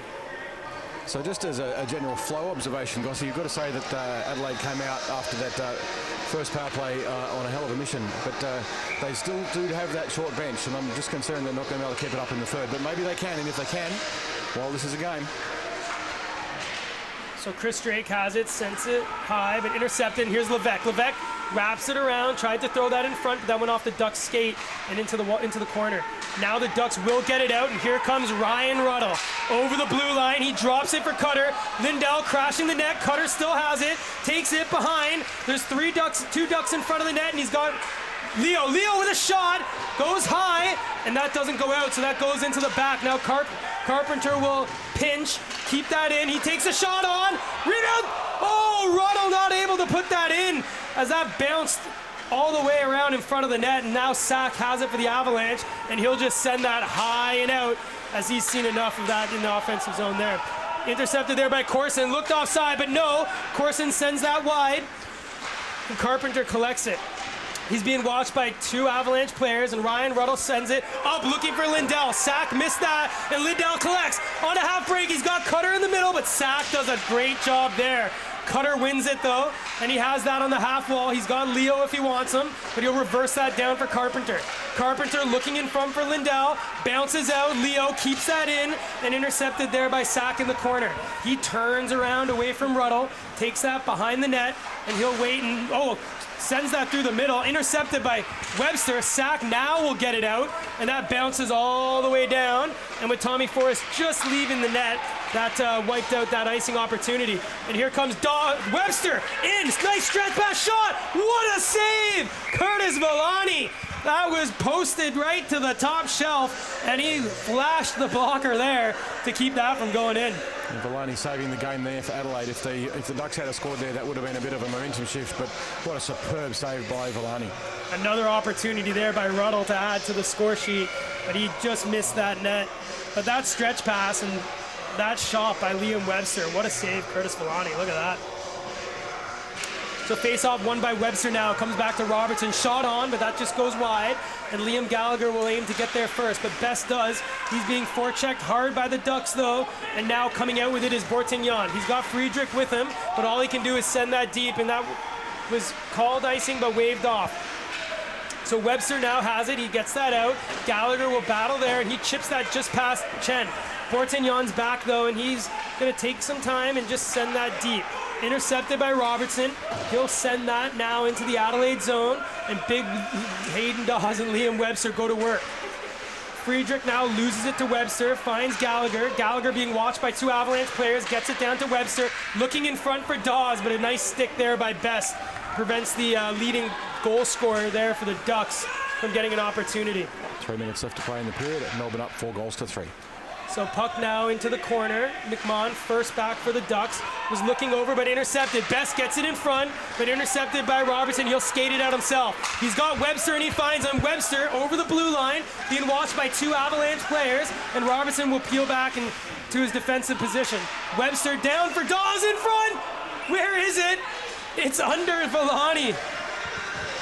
What a save, but that was a great pass there by Webster to send down for Dawes. He tried to just chip that to his forehand and tuck it in, but Villani was up to the task. And Villani seems to have a puck magnet attached to the bottom of those pads of his, so I can't go through him. There's been a couple of times now he's been a bit lucky with it getting caught under his pads, but that's, as you say, Gossie, you make your luck by being in the right place. Here's Koenig facing off against Riley, won by Koenig, and now it's Stringer on the half wall. Sent it in front for Koenig, but intercepted there by Steele, and Jake Riley just misses it, and that's going to allow Tashuma to collect in the neutral zone. He'll send that deep and go chase it down himself. Zach Steele first back for the Avalanche, but a nice job there by Tashuma on the forecheck. He tried to kick that out for Koenig, but that went all the way in on Villani, and he covers up for a face-off. Now the Bucks get another opportunity with 2 minutes and 12 to go with an attacking zone face-off to try and get a shot on. Watch for Koenig here possibly to try. He's on his forehand here if he wants to go for a quick cheeky shot on the net from the face-off if he can do it as well. As he wins that right back to Tashuma, who leaves it for Carpenter. Shot now, finds Tashuma there on the half wall, being watched by Riley, sends that behind the net for Stringer. Koenig cycles that around, and Stringer poke checks that and wins it there for Koenig. Koenig looks across, trying to find Tashuma, but a great stick there by Riley, but Tashuma's still with it, sends it behind the net. Hazel, though, will collect that in the corner, and he's got a little bit of time, but not able to use it wisely, as all he could do was send that in on Leo, who chipped that down cross ice, and we'll have a icing and a face-off in the Duck zone. Leo just behind that red line when he dumped the puck into the corner past the line. That's why that call was made. It looked like he might have just been in front of it, but the referee, the linesman, has called that he was on the defensive side of his red line. And when he fired into the corner, that gets the icing all the way back for the Ducks in defence. So we've talked about it a lot. It's the high-flying offense of the Ducks against this defensive team of the of the Avalanche, but both leading scorers of the Avalanche, Levesque and Benson, both on the score sheet here. And there's Levesque again, scores! Johan Levesque, right on cue, pots his 19th point of the season and his 14th goal. What a job by the Adelaide Avalanche to tie this late in the second period. We're all square at 4 goals apiece now with just over a minute to play in the second period. This is the game of hockey that we wanted yesterday, and we're getting it today. It's a thriller. Benson to Levesque, and just short side off the skate there of Tommy Forrest. And we've got a 4-all game with less than 2 minutes remaining here in the second. This is what the fans would have wanted. And here comes Levesque. He's on a hat trick, you know. Finds Corson over to Benson in front. Oh, nice defensive play there by Robertson. Benson sends that behind the net for Corsons. Back to Benson. Watched by Ruddle. It's in his feet, and Ruddle will chip that over for McMahon. Lindau's going for a skate, and McMahon not able to find Cutter. This will allow the Adelaide Avalanche to go in on the forecheck, and that's just out of the reach of everyone, and we'll have an icing and a face-off back in the Adelaide zone. And with 1 minute and 5 seconds to play in the second, we're all tied up at 4 goals apiece. Adelaide have been on fire for the last 10 or 15 minutes, especially with the 2 power play goals they've got, and also now 2 goals in open play. So face-off pinned there, and Woodman comes out with it for the Avalanche. Just has to kick it back up to his stick, and now he finds Benson. So Benson over the blue line, tries to walk around, still with it. Benson comes out, but a great poke check by the Ducks defender to keep that out. So 50 seconds remaining. Here's Ryan Ruddle with it, sends it up to Lindau, who all he can do is chip that into the corner. Woodman will get there first, and Levesque just cheating here up at the blue line. He's hoping for a little bit of a stretch pass with the forecheck there of Cutter and Lindau, able to keep it deep, but here they come. So last opportunity here. Corsons over the blue line, cuts into the middle, throws it on, but a great kick save there by Tommy Forrest. Lindau now with it behind the net, chips it over, and Ryan Ruddle will collect that and leave that for his captain. 19 seconds remaining. There's one last chance here for the Ducks if they can get it in early. He leaves that for Ruddle over the blue line and chips that down into the corner, and that should be it as Chen takes that behind his net. We should be hearing the buzzer momentarily. And so at the end of the second period, we're all tied up at 4 goals apiece. A fantastic period there for the Adelaide Avalanche. They brought the hockey that we were expecting to see from them yesterday, and they've got it here today, that's for sure, with 4 goals to the 1. 2 of them on power plays to Levesque and Riley. Levesque with a beautiful deflection, and Riley with another good power play goal. And Webster scored back for the Ducks not long after that, but Benson again with Corstens and Levesque getting a goal with 7 to go, and then one more to Levesque. He's got 2 for the game so far, with just 1 minute and 30 seconds to play in the game. Shots in that period to the Melbourne Ducks, 15-13, and in terms of momentum, Gossie, that was the Adelaide period in terms of goal scored, but it was a bit kind of even. I'm just wondering if they can keep that level of intensity. They've come out in that second period absolutely on fire and threw everything they had at it. And sure, they got the goals to get them in the game, and we are all squared up now. But do you reckon they can keep going in the third? It's a lot of hockey for a short line. Yeah, definitely. I mean, obviously the best thing that they're doing is really getting that forecheck on deep. Yep. And we said that that's what they need to do to win. I'd be interested to see as we cut to Grace, who's got an interview with the young Canadian, to see his thoughts, as he's been the big one pushing the Adelaide back. So here we go. Let's hear from Brody and Grace. Thanks for joining us. Now, you're so exciting to watch. You're such a confident player, but you're only 16. Why don't you tell us a little bit about your hockey journey and how you ended up here at the Ducks? So I'm from Burnaby, BC. Just finished the season with Burnaby Weather Club, winning the U18 Western Championship. Family's from Australia. I wanted to be over here for my summertime, and the Ducks have such a good program and team here. Just wanted to play. Awesome, and we're very happy to have you as well.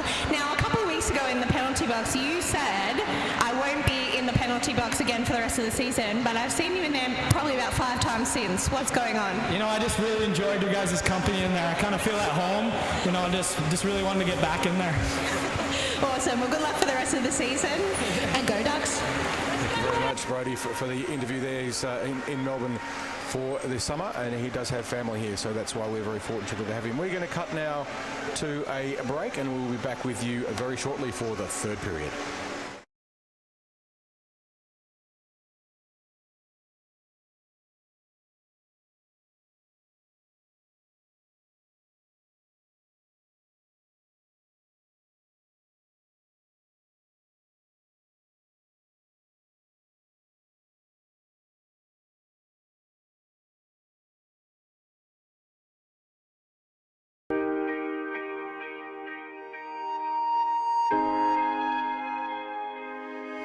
Hockey is made of many things.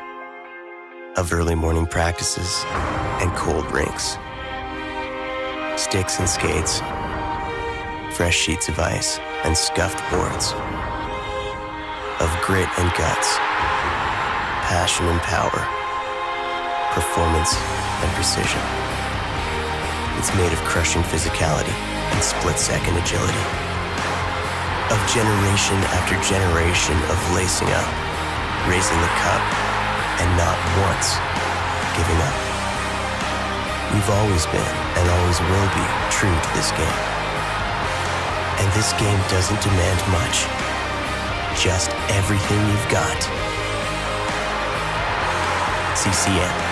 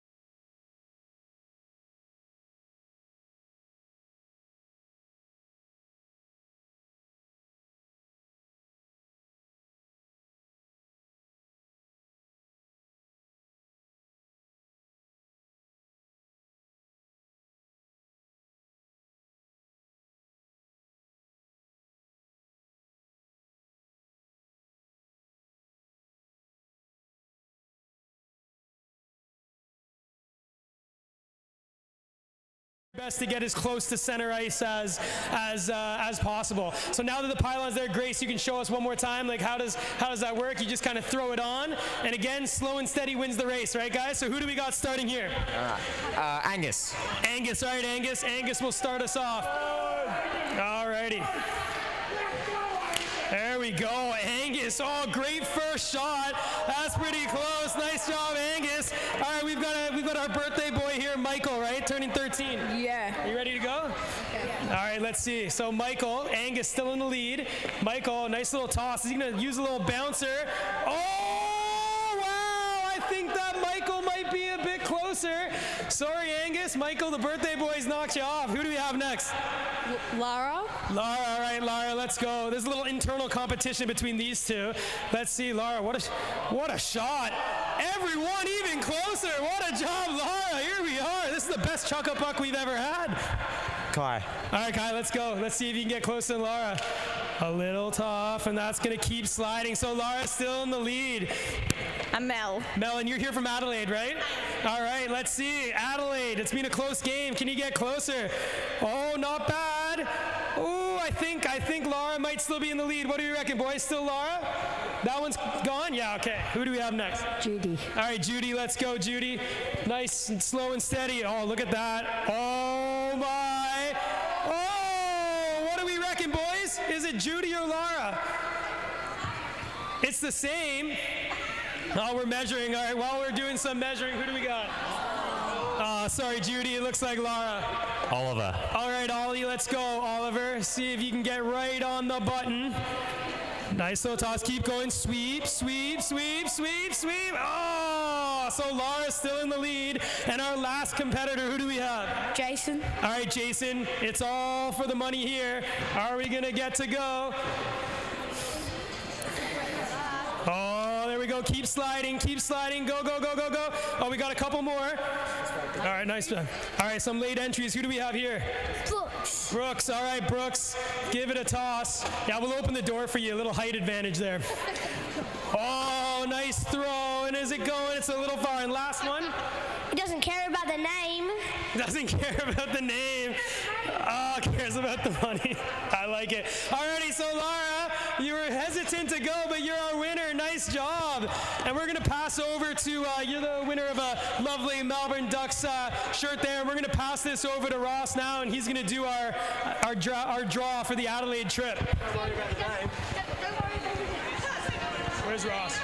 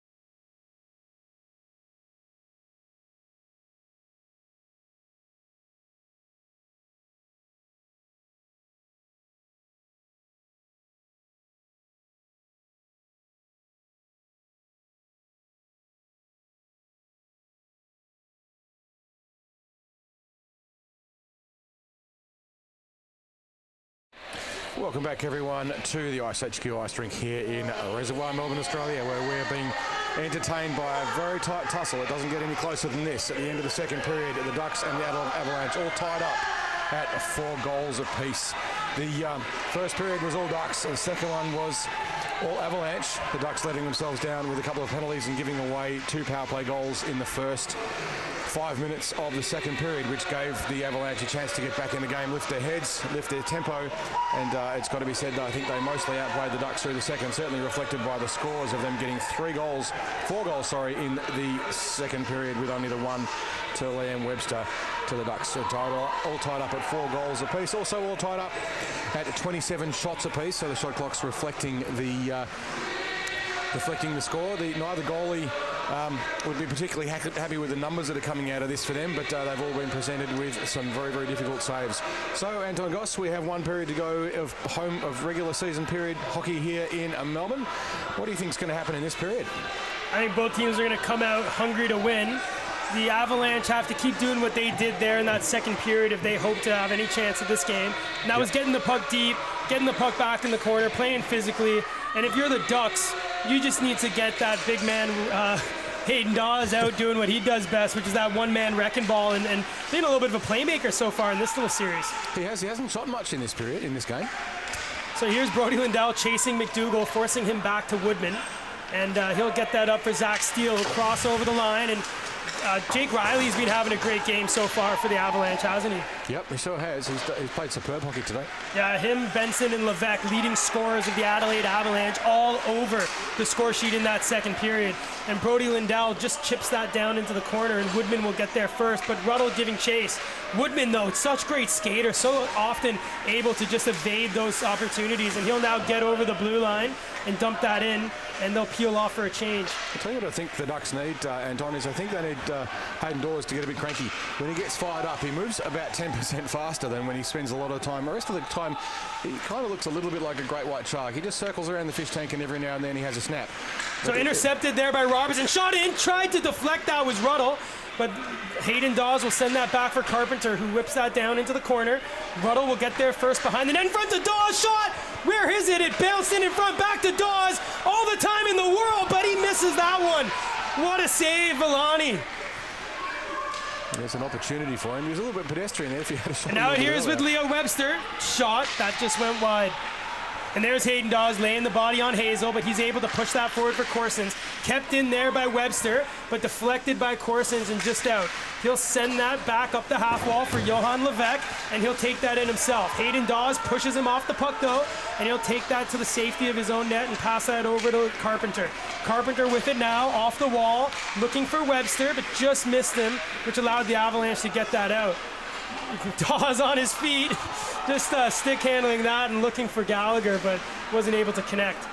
Gallagher now, though, drops it for Webster, shot, save Villani, comes out for Best. Best up on the half wall, finds Carpenter, and now Liam Webster will take that in over the blue line on Woodman. An enterprising first 2 minutes of the game. No shots yet on the net. That have been recorded as shots anyway.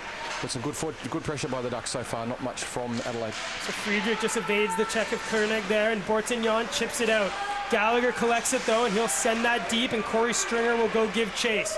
Off the bench comes Byron Tashuma to join his line, but Woodman or Chen doing a great job to get it. Tashuma intercept shot, just wide. So Byron Tashuma, unmarked off the bench, came in with a great opportunity, chips it in front, Corey Stringer shot, save Villani! Oh my, point blank, stares down the Ducks center and just sends that into the netting. What a save by the Adelaide netminder. Disappointed. I think he thought he was going to put that in. There's been a few of these shots where the Ducks have had, I could have sworn that was inners, but they didn't go. There's another one. Yeah, great save there. So remember these saves as this game starts to dwindle down. So here's Chen now with the puck for the Adelaide Avalanche, being watched by Tashuma, and he's rubbed out there on the wall. Koenig rubs out his player there in McDougall, and now has the puck. Here's Tashuma behind the net in front. There's Stringer shot, save Villani. Tashuma, where is it? Puck's underneath him. Tashuma has it. Curls away there from Chen. Still with it is Tashuma. Tried to drop it, but that was Woodman able to collect, and he gets it out through Steele. Steele now has it, but a great poke check there by McMahon, but only does that momentarily. Riley in with speed, takes a shot but misses, but Steele will collect that up in the corner. He's watched by Robertson, and a great poke check will allow the Ducks to momentarily have a little time and space and potentially get this out through Troy. He sent that over to McMahon and just evades Zach Steele and looks up for Ruddle. Bounces off his stick, so there'll be no icing, and Villani comes out and sends that over for Hazel. Ruddle, though, will get there and force the Adelaide team to only just drop it out to the neutral zone, and Brody Lindell now will collect it and just chips it into McDougall's gloves there. Cutter comes out with it, being watched there by Benson, and he stiff arms Benson, puts him on his backside. Carpenter now just evades the check of McDougall, but McDougall wins out the puck and sends that in on Leo. He'll send that off the half wall, and Carpenter's the first one out, but in here now is Benson. He's being watched by Ruddle, curls back, and just has a wait to get his teammates to come over the bench. Just misses everyone, which will allow Leo to collect and take that behind his net. He flushed out there by Corsons. Carpenter finds Cutter. He's going to take that off the wall, and Lindell will give chase. Nice job, though, there by Sack to collect it, but not able to find a teammate. Ducks very nearly done there for 6 on, but Webster just getting off the ice. Nice job, Lindell. So Lindell wins the puck from the forecheck, takes a shot in front. Puck's loose. Where is it? Still loose. It's anyone's there, and the Avalanche come out with it as Villani was down and out, and his defenders bailed him out there. And now here they come again. Here's Ryan Ruddle, winds up, takes a shot, but misses the net. Sack now sends that high and just kept in the park. The rink there was McMahon who gloved that down, and now Liam Webster will go the other way. Looking in front for Gallagher, but intercepted by the Avalanche, and that's Hazel there battling with Webster. Dawes with it now, sends it in front for Gallagher. Gallagher kicks it back to himself, but Jamie Woodman there. Here comes Riley, and he moves around Robertson. He's got some speed, one-on-one on McMahon, sends it off the wall, comes in front, off the pad there of Tommy Forrest, who did a great job there to get across and just kick that out into safety. And Troy Robertson collects and just evades the forecheck there of Zach Steele. So that was the first meaningful attack by Adelaide in this period. It's all been Ducks prior to that. So just forced back there, McMahon, but he finds the safety of his demon there in Robertson. He sends it up to Gallagher, who tried to kick it down, but just missed it. That's going to allow Dawes to just keep that in. Just offside. And with 14 minutes and 10 seconds to play in the third, we're still 4 apiece. The first couple of minutes has been a lot of sustained Ducks pressure and a lot of loose puck around the net. But the Avalanche have helped out their goalie there. Villani exposed a couple of times, but Avalanche defenders there in number are managing to clear it out. Tell you what, it looks like the net's on a little skew. Yeah, it's me when we're looking at that. Just a little looking bit. at that high one, but here's Carpenter, finds Stringer. Not able to keep that in. Comes back to Drake, who now finds Stringer and tries to send it deep again, but again kept in there by Chen. Now Koenig has it though, finds Tashuma, drops it for Stringer. Stringer in, takes a shot, but fans on that, and it comes to Tashuma. Bounces off the back of the net, and Angie Chen will get that there in the corner and find Best, who leaves it there and intercepted by Stringer. Great long reach of the Ducks centerman there. Ducks out shooting the Avalanche so far 5 shots to 1 in this period. So here comes Jamie Woodman skating in, just overskates the puck, which forces him to stop up, but he protects it, skates into the middle of the zone, again with it, winds up shot, into the glove there of Tommy Forrest. Tommy Forrest, safe set of hands in that instance, and we'll get a little bit of a breather for everyone, including Anton Goss, who's been flat out doing the commentary on that one. That little stanza of attack there down on Vasani was pretty, Villani, we'll get that right eventually, did a great job of clearing out and denying the Ducks of what looked like an almost certain goal on 2 occasions. So that's Brody Lindell chipping it over for Ruddle, who'll just send that past Sack and force him back into his own zone. He sends it cross ice over for Corsons, looking for Levesque, but a great job by Robertson to bat that one out of the air and get that deep into the Adelaide zone. Sack with it now. Sends it high, looking for Levesque, and he's in on a break. Levesque in, shot, save, Tommy Forrest. Johan Levesque, 2-goal scorer tonight, stopped by the young Ducks netminder on a breakaway. So there's that stretch pass that they were used so effectively back in May, and they're using it again now. So here's Lindell, gets it up to Ruddle. Ruddle takes it wide. He's got Lindell in front. Cutter shot. That goes wide.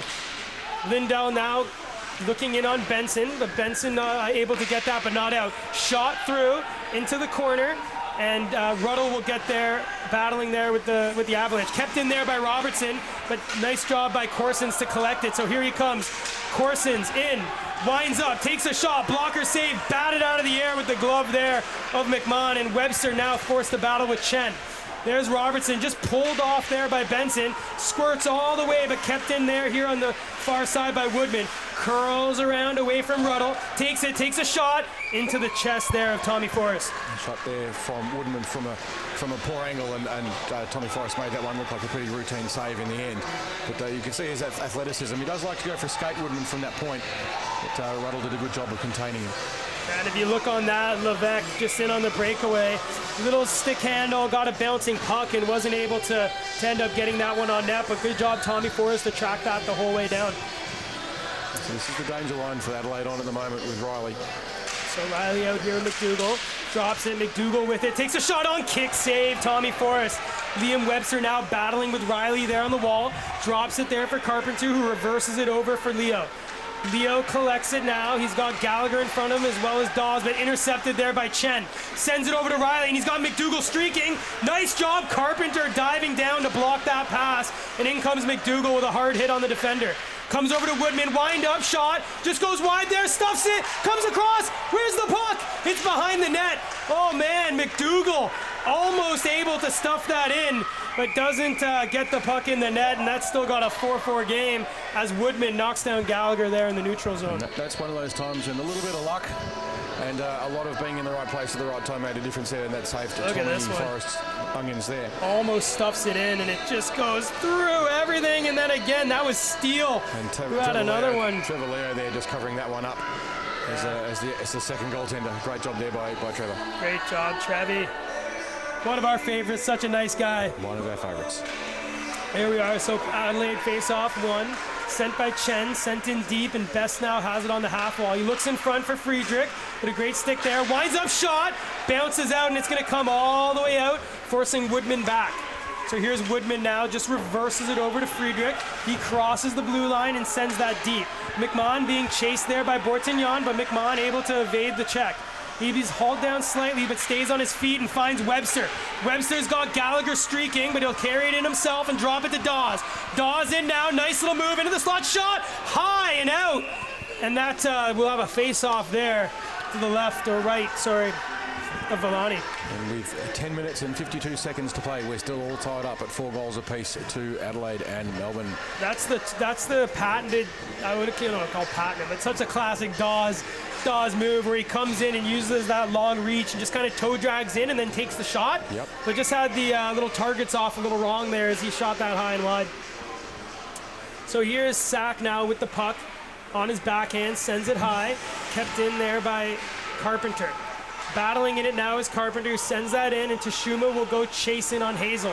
Tashuma will win the puck there on the half wall, looking in front for Koenig, but it comes out for Carpenter. Carpenter will wind up, take a shot. Oh, rings that one off the bar.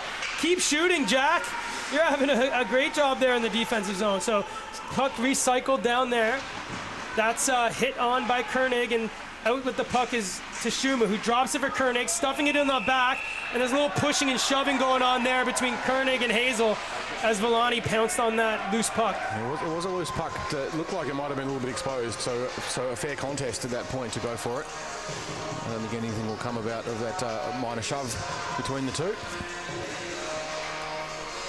So a couple great opportunities for the Ducks, a couple good opportunities for the Avalanche, but no goals here in the third period as we're about through the halfway mark of the final frame. Hockey is a game of creating opportunities, and the Ducks have had a few more opportunities so far this period. Shots. They've got to convert them into goals. So that shot by Stringer was just blocked, and Drake sends that in a wrap around. Villani gets the pad down and has to stretch to put his glove on that as Tashuma was on the doorstep there, hoping to stuff that one in. opportunities for the two teams at the moment. The shots on the net, 35 to the Ducks, 34 to the Avalanche, which is reflected in the scoreboard. They've got to convert the opportunities into goals. It's not enough just to create them, but if you don't create them, then you don't get those goals.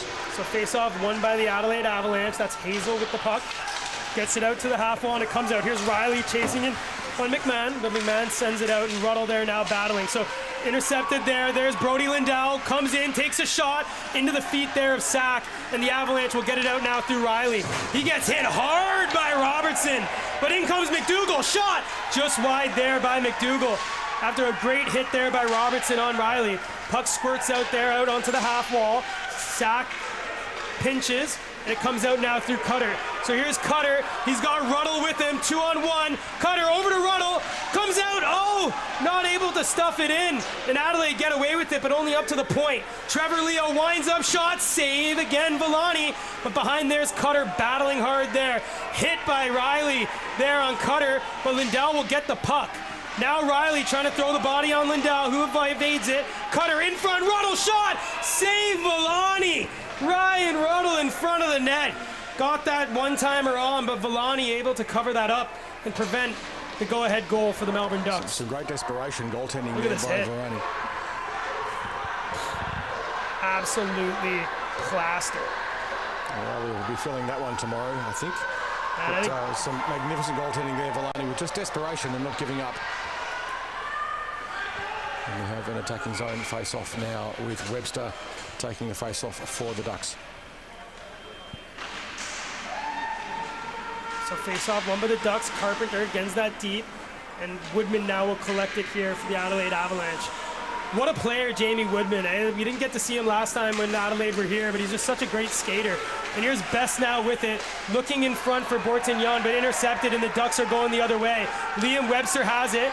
Chen tried to stand him up, but Webster got it deep. He now sends that in front, but intercepted there by Woodman. He's got it in the corner. He'll rim that around, and now Bortignon has it as he crosses the red line. Bortignon takes a shot on, save Tommy Forrest. Carpenter will reverse it there for Leo. He's hit there by Best, but in comes Liam Webster to support his defender. Ducks with numbers, and Carpenter wins it.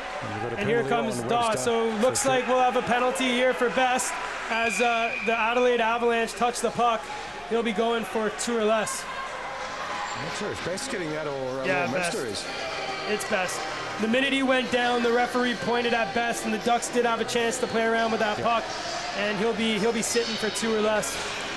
So the Ducks will need to score from this power play to get themselves a bit more certainty on it. We're still tied up at 4 goals apiece, Adelaide, with the penalty, and we did see early on in the game that the in fact, this is the first power play that the Ducks have for the game. This tells you how much the Ducks want it, right? Just as they're waiting, all 5 of them standing there at the blue line talking strategy. They don't want, this isn't just any game for them. They want to win every single opportunity they have. And they certainly want to win at home in front of a home crowd. It's the last home game before the grand final, and they would love to have this one. And I know for a fact we have a few birthdays in the crowd too. Young Michael turned 13, who was part of our Chuck-a-Puck. And Sean Hobbs as well is 18th, so we want to win for those guys as well. What a howitzer there by McMahon. That just goes wide. So here's Corson's. Where Adelaide are quite dangerous on the counter-attack. We do know they can score from short-handers, and that's just offside there. Yeah, no, but you're definitely right. They've got the speed, and when you got guys like Riley, Corson's out there, you can't relax. Throw caution to the wind, as you would say. You wouldn't throw on 5 forwards and expect to get away with it, that's for sure. Not with these guys, they're just too quick. So right now the Ducks, they've got Troy Robertson on the point with McMahon. And they actually often, if you look at their power play setups, more often than not play 3 forwards and 2 defenders. But they do have such great mobile offensive talents. Oh, and that was a nice stretch pass that nearly worked for Dawes. That's going to be sent all the way down by the Avalanche. Now Big Dawes collecting speed behind. He's like a freight train when he starts skating, and he finds Webster. Webster will take that in now into the half wall, sends that in front, but off the stick, and that's going to go high and into the netting. And we'll have a face-off to the right of Curtis Villani. We've got 1 minute and 19 seconds to go on the power play for the Ducks. Still tied up at 4 goals apiece with 7 minutes and 34 to play in the 3rd period. Again, the Ducks don't need to win this, but they want to. They want to win their last regular season game at home. The Avalanche want the points to pop themselves up. So a lot at stake in this game for both teams. So McDougall facing off against Webster here. Same 5-man unit on for the Ducks, whereas the Avalanche make a few changes as McDougall and Levesque get out. So Ruddle sends that back for Robertson, who's going to put that onto the half wall for Dawes. Dawes winds up, fake shot, gets it down to Webster. Webster looked for Dawes, but hit the skates of Woodman, and that just got poked out by Levesque, who's telling McDougall to stay back as he'll be the first forechecker. Nice pass over to Webster, who now sends that over to Ruddle. Ruddle takes it in, curls back, hit well there by Chen, and that's going to allow Levesque to collect the puck, but all he can do is send that over to the corner for Dawes, who sends it in front. Chip there, puck's into the slot, sent down the length of the ice, and the two captains will go to battle here with McMahon collecting the puck and McDougall in first for the Avalanche. 40 seconds to go on the power play. McMahon finds Ruddle, just evades McDougall there, takes it to the backhand, looks up, pointing there from Dawes over to Carpenter, and Carpenter will skate it in.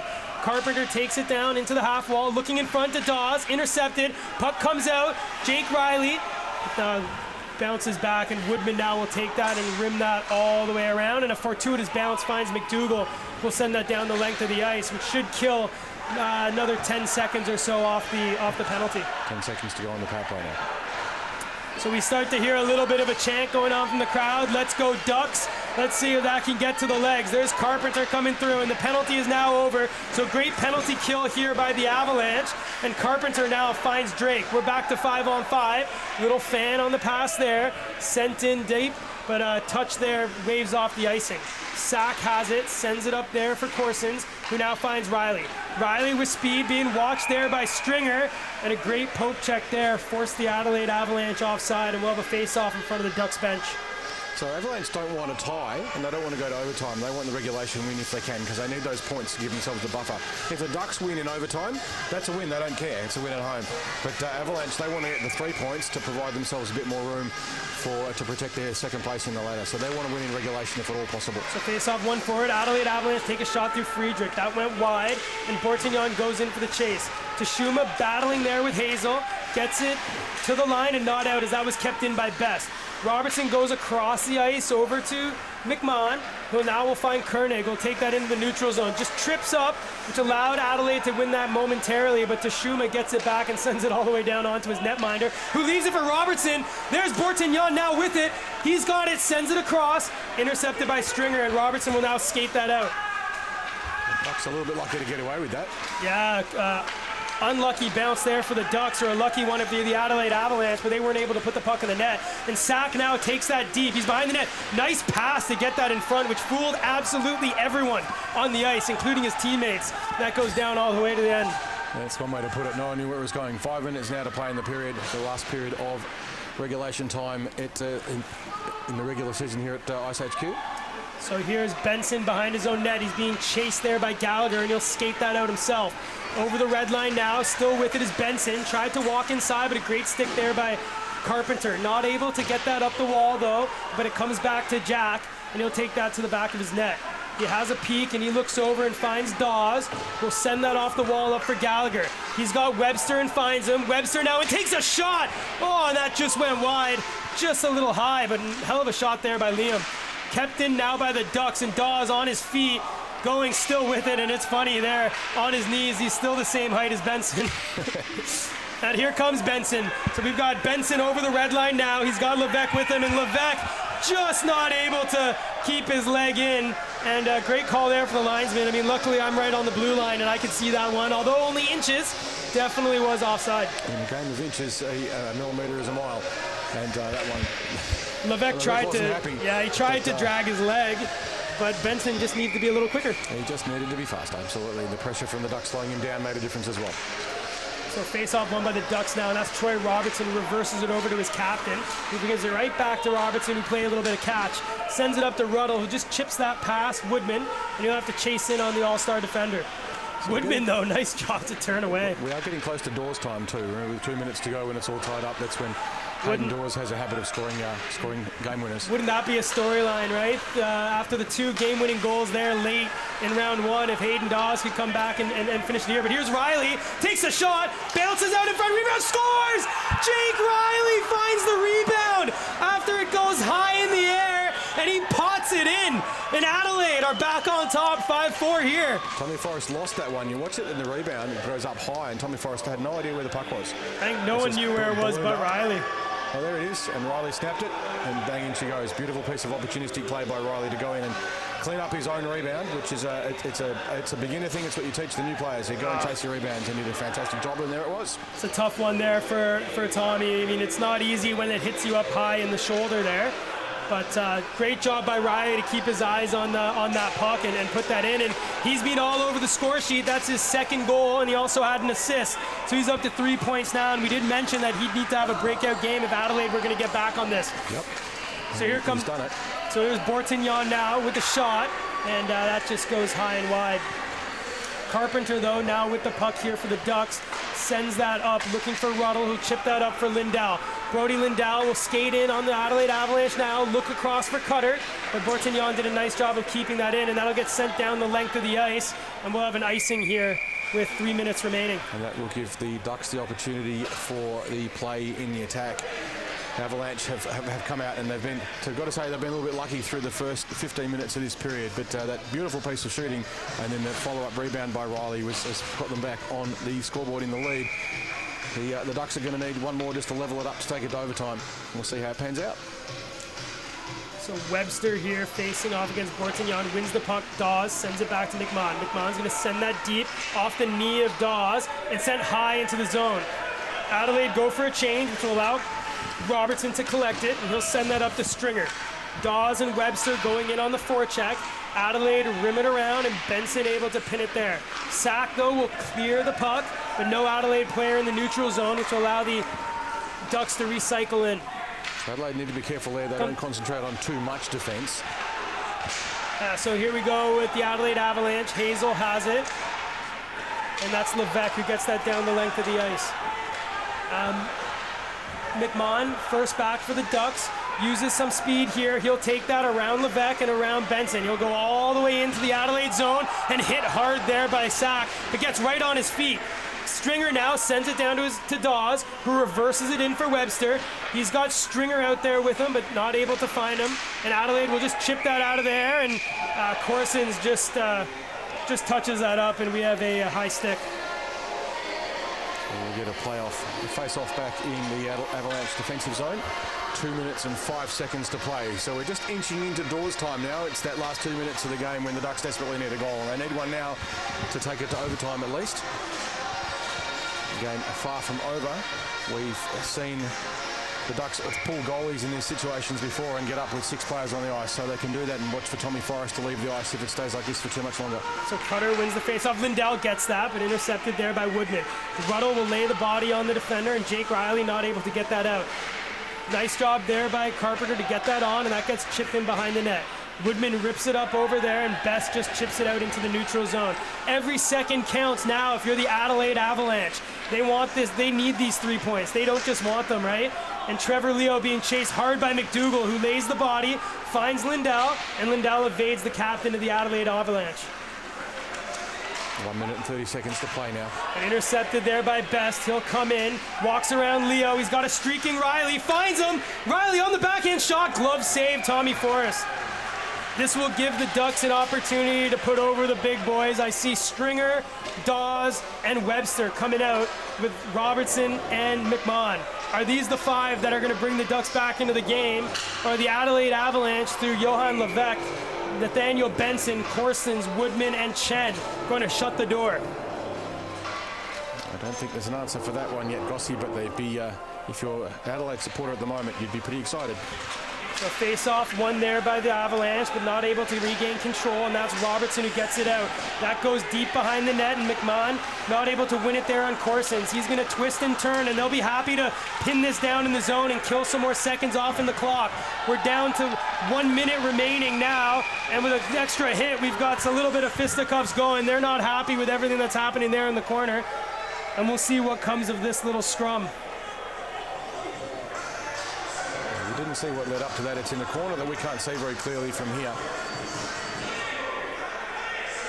Yeah, so that's just Levesque. I guess the one Adelaide player hit down, and McMahon just trying to clear the space for Corsons. And I think Dawes took a little bit of a talking to after Levesque came in and had a few words for him. Just have a brief lull in proceedings. We have about 1 minute and 3 seconds to play in the period. In fact, possibly in the game. If you're an Adelaide supporter, you'd be saying, come on guys, let's keep it down there. You don't need another goal, you just need to stop the Ducks. And the Ducks want one more to take it to overtime, which would make Adelaide's job even harder in terms of trying to get position second on the ladder. So Riley, McDougall and Best out here with Sack and Woodman. This is a big 1 minute and 3 seconds left. If you're the Adelaide Avalanche, Riley with a shot, that goes wide, and this is going to allow Stringer to get out. And no, chipped into the center and sent deep by Best. Here comes McMahon. It's now or never if you're the Ducks. It's Dawes time, baby. And Dawes finds Webster over the blue line, and Tommy's out. So it's 6 skaters on for the Ducks. In front, comes out to the slot. Robertson still has it. Reverses it to McMahon. Sends that deep, blocked by the Adelaide Avalanche. And Best will send that high into the neutral zone. 35 seconds remaining here for the Ducks to get this back, or the Adelaide Avalanche come back to second place. Dawes in front, chip, save Villani. Great save, Villani, as he keeps this lead for the Adelaide Avalanche, who are hoping to leapfrog the Rampage and come back to second place. I think if you're going to look at a player in the game for the Avalanche, I don't have to give it to Villani. He's saved so many desperate attempts from the Ducks in this period where they were outnumbered and just loads and loads of opportunities, and he shut them down. He's done a great job of that. So Villani has had a ball terror today. Am I allowed to say that? I hope so. 26 seconds remaining here. 6 skaters on for the Ducks. McDougall loses the face-off. It comes back to Robertson, who sends it over to McMahon. McMahon with a shot. In front, Carpenter. Rebound. Save there. And that's McDougall. Send that down the length of the ice and just miss. And with Robertson back first, the Ducks will have one more crack at it with 14.2 seconds remaining. So it might have been just a little bit wiser there for the Avalanche player to just shoot it down slowly, which would have forced the Ducks to go back and get it. That's just brought them 5 to 10 seconds more of that 6-player attack. Watch Dawes, watch what he does, watch Robertson and McMahon. If they win this face-off, they get one more shot. One more. We've got a timeout called there by the Ducks as they're going to draw up a little bit of a play. And Tommy Forrest sitting on the bench anxiously. Not much he can do now. He's had a hell of a game. But now it's up to the rest of his teammates to hopefully get them back in here and see an overtime. So if Adelaide do win this one in regulation, which at the moment they've got a pretty good chance of, there's only 14 seconds to play and they'd have a 1-goal buffer, that will take them up to 28 points, which will put them back into second place on the ladder. They can get a maximum possible of 34, so it's still a contest between themselves and the Rampage for who gets that second place. Rampage currently on 26 points, and this will take the, if Avalanche wins today, that will take them to 28. If it goes to overtime, they'll get 27 or 26, depending on who wins the overtime. So the Avalanche will be pretty keen to clear the puck out and just get it down the other end and get it safe. The Ducks need that goal. They're talking on the bench there, if you're the Ducks, what side they want that face-off. Obviously, being an icing, they get that decision. And the Avalanche just saying, you know, man up. If we can win this face-off, if we lose it, you better just man up and clear that zone. Allow Curtis Villani to see it, because if he can see it, he can stop it. The other alternative is stack 5 players on top of Villani on the goal. Yeah, for sure. So here we go, Webster facing off against McDougall. This is a time where you need that experience of the face-off, and it's won, but kept in there by McMahon. Sends it over. We got 10 seconds remaining. Shot in front. It's come out. Still with it. McMahon shot. Oh, just goes wide, and that should be it. And it goes in front. Save. Where's the puck? It's loose, and the Adelaide Avalanche have won the game 5-4 on a great goal by Jake Riley, and they go back to second place here as they go home for the final 2 games of the season. A little bit of a minor push and shove there at the end of the conclusion of the game, but that's ends hostilities here at the Ice HQ Arena. That's the last home game here for the Ducks. Next week they will be playing in Adelaide to resume this contest. To bring you up to speed on the numbers, all teams in the competition have now played 18 games. The Ducks still lead and cannot be beaten with 37 points. The Avalanche have now launched themselves back into second place with 28 points over the Rampage with 26. And the Coast 17 points. The Coast are out of it, but they can still have an impact on how things pan out for them. For the Rampage in the next two in the next week, because the Melbourne make the trip over to Adelaide for the two more remaining games for round 10, I'm sorry. And you can see how much it means to these guys, when they won that game. They were going nuts, and they were specifically staring down Big Hayden Dawes. Well, and these guys are going to have to go back and play two more games, and potentially finals as well. There'll be no love lost between these teams, that's for sure. This is the first time Adelaide have beaten Melbourne. Yeah.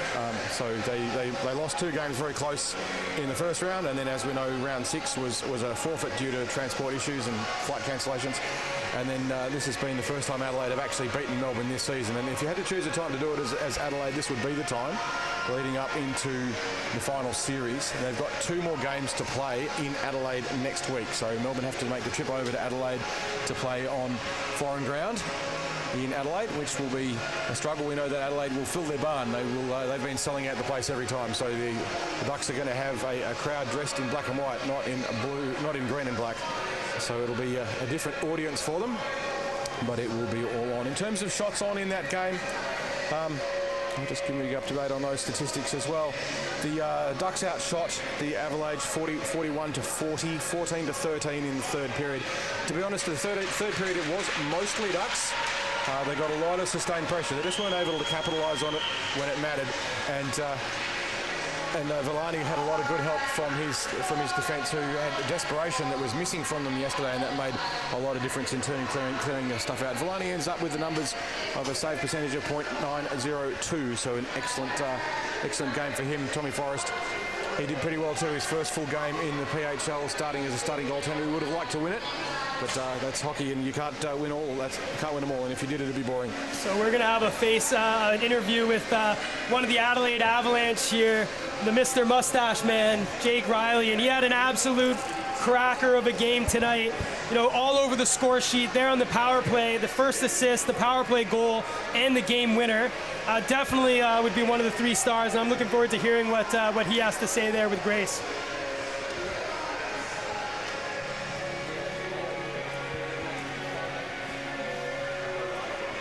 What a stash. It's spectacular. Jake, thanks for joining us. Congratulations on the win. Now, you had a tough loss here yesterday, but you're still in the running for second, in a home elimination final. What was the message to the team yesterday after the loss coming into today? Yeah, well, coming into this weekend, we wanted to win all 4, obviously, get 4 straight, make first. But after the first loss, we can't just pack up our bags there. We're already here. We need momentum to bring back home, carry that into the finals, and then hopefully see Ducks back here or ready to go. Awesome. And how important is it for you guys to get a home final? What's the crowd like back in Adelaide? I reckon we have the best crowd, in the country. I reckon on top of that, we have one of the best rinks as well, don't you think? So it's obviously a huge advantage for us to play back home. We know the corners, know the ice, know every bumps and whatnot, so it helps us. Yeah. Awesome. Well, good luck, and hopefully we'll see you in finals. Awesome, thanks. And go Ducks. So Jake Riley there, throwing down the gauntlet to the Melbourne crowd. So we better have a big turn up for the grand final if they make it back over here, of course, and they probably will, but you never know. Brisbane have been playing some excellent hockey over the last 48 hours or so as well, so that could be a great contest. So Ducks' next game will be here, and it will be the grand final. And that will be on Thursday the 11th of August, Saturday the 13th of August, and Sunday the 14th if required. More details can be found on the Ducks webpage, the pacifichockeyleague.com.au website, and all the relevant social media pages, which if you're watching this live stream you know about, or you wouldn't have seen it. Thank you very much, Brandon from Spacequake, the Ice HQ team, especially Ross and Carrie Fisher, Ryan Soupy Hines, Phil Trin, our referees, Ice Tech scorers and penalty box keepers, in particular the Queen of the Box, Jane Burgess, and our small army of volunteer helpers, and a huge thank you to everyone who's come along to be part of the Pacific. We've been treated to some of the best ice hockey in the Southern Hemisphere in this first season of the Pacific Hockey League, and we're immensely proud of the team here at Ice HQ, and of course all of you who've committed to the Ducks or your own local teams. There's nothing better than playing in front of a home crowd in a full barn, and that's cheering for you with all their hearts, and I know I can speak for all of the Ducks crew and players in thanking you all for being a part of this grand adventure. So, from Anton and myself, thank you very much for watching, and we'll be back with you for the grand final series starting on Thursday the 11th of August when the Melbourne Ducks play for the first ever Nathan Walker Cup. Bring it on.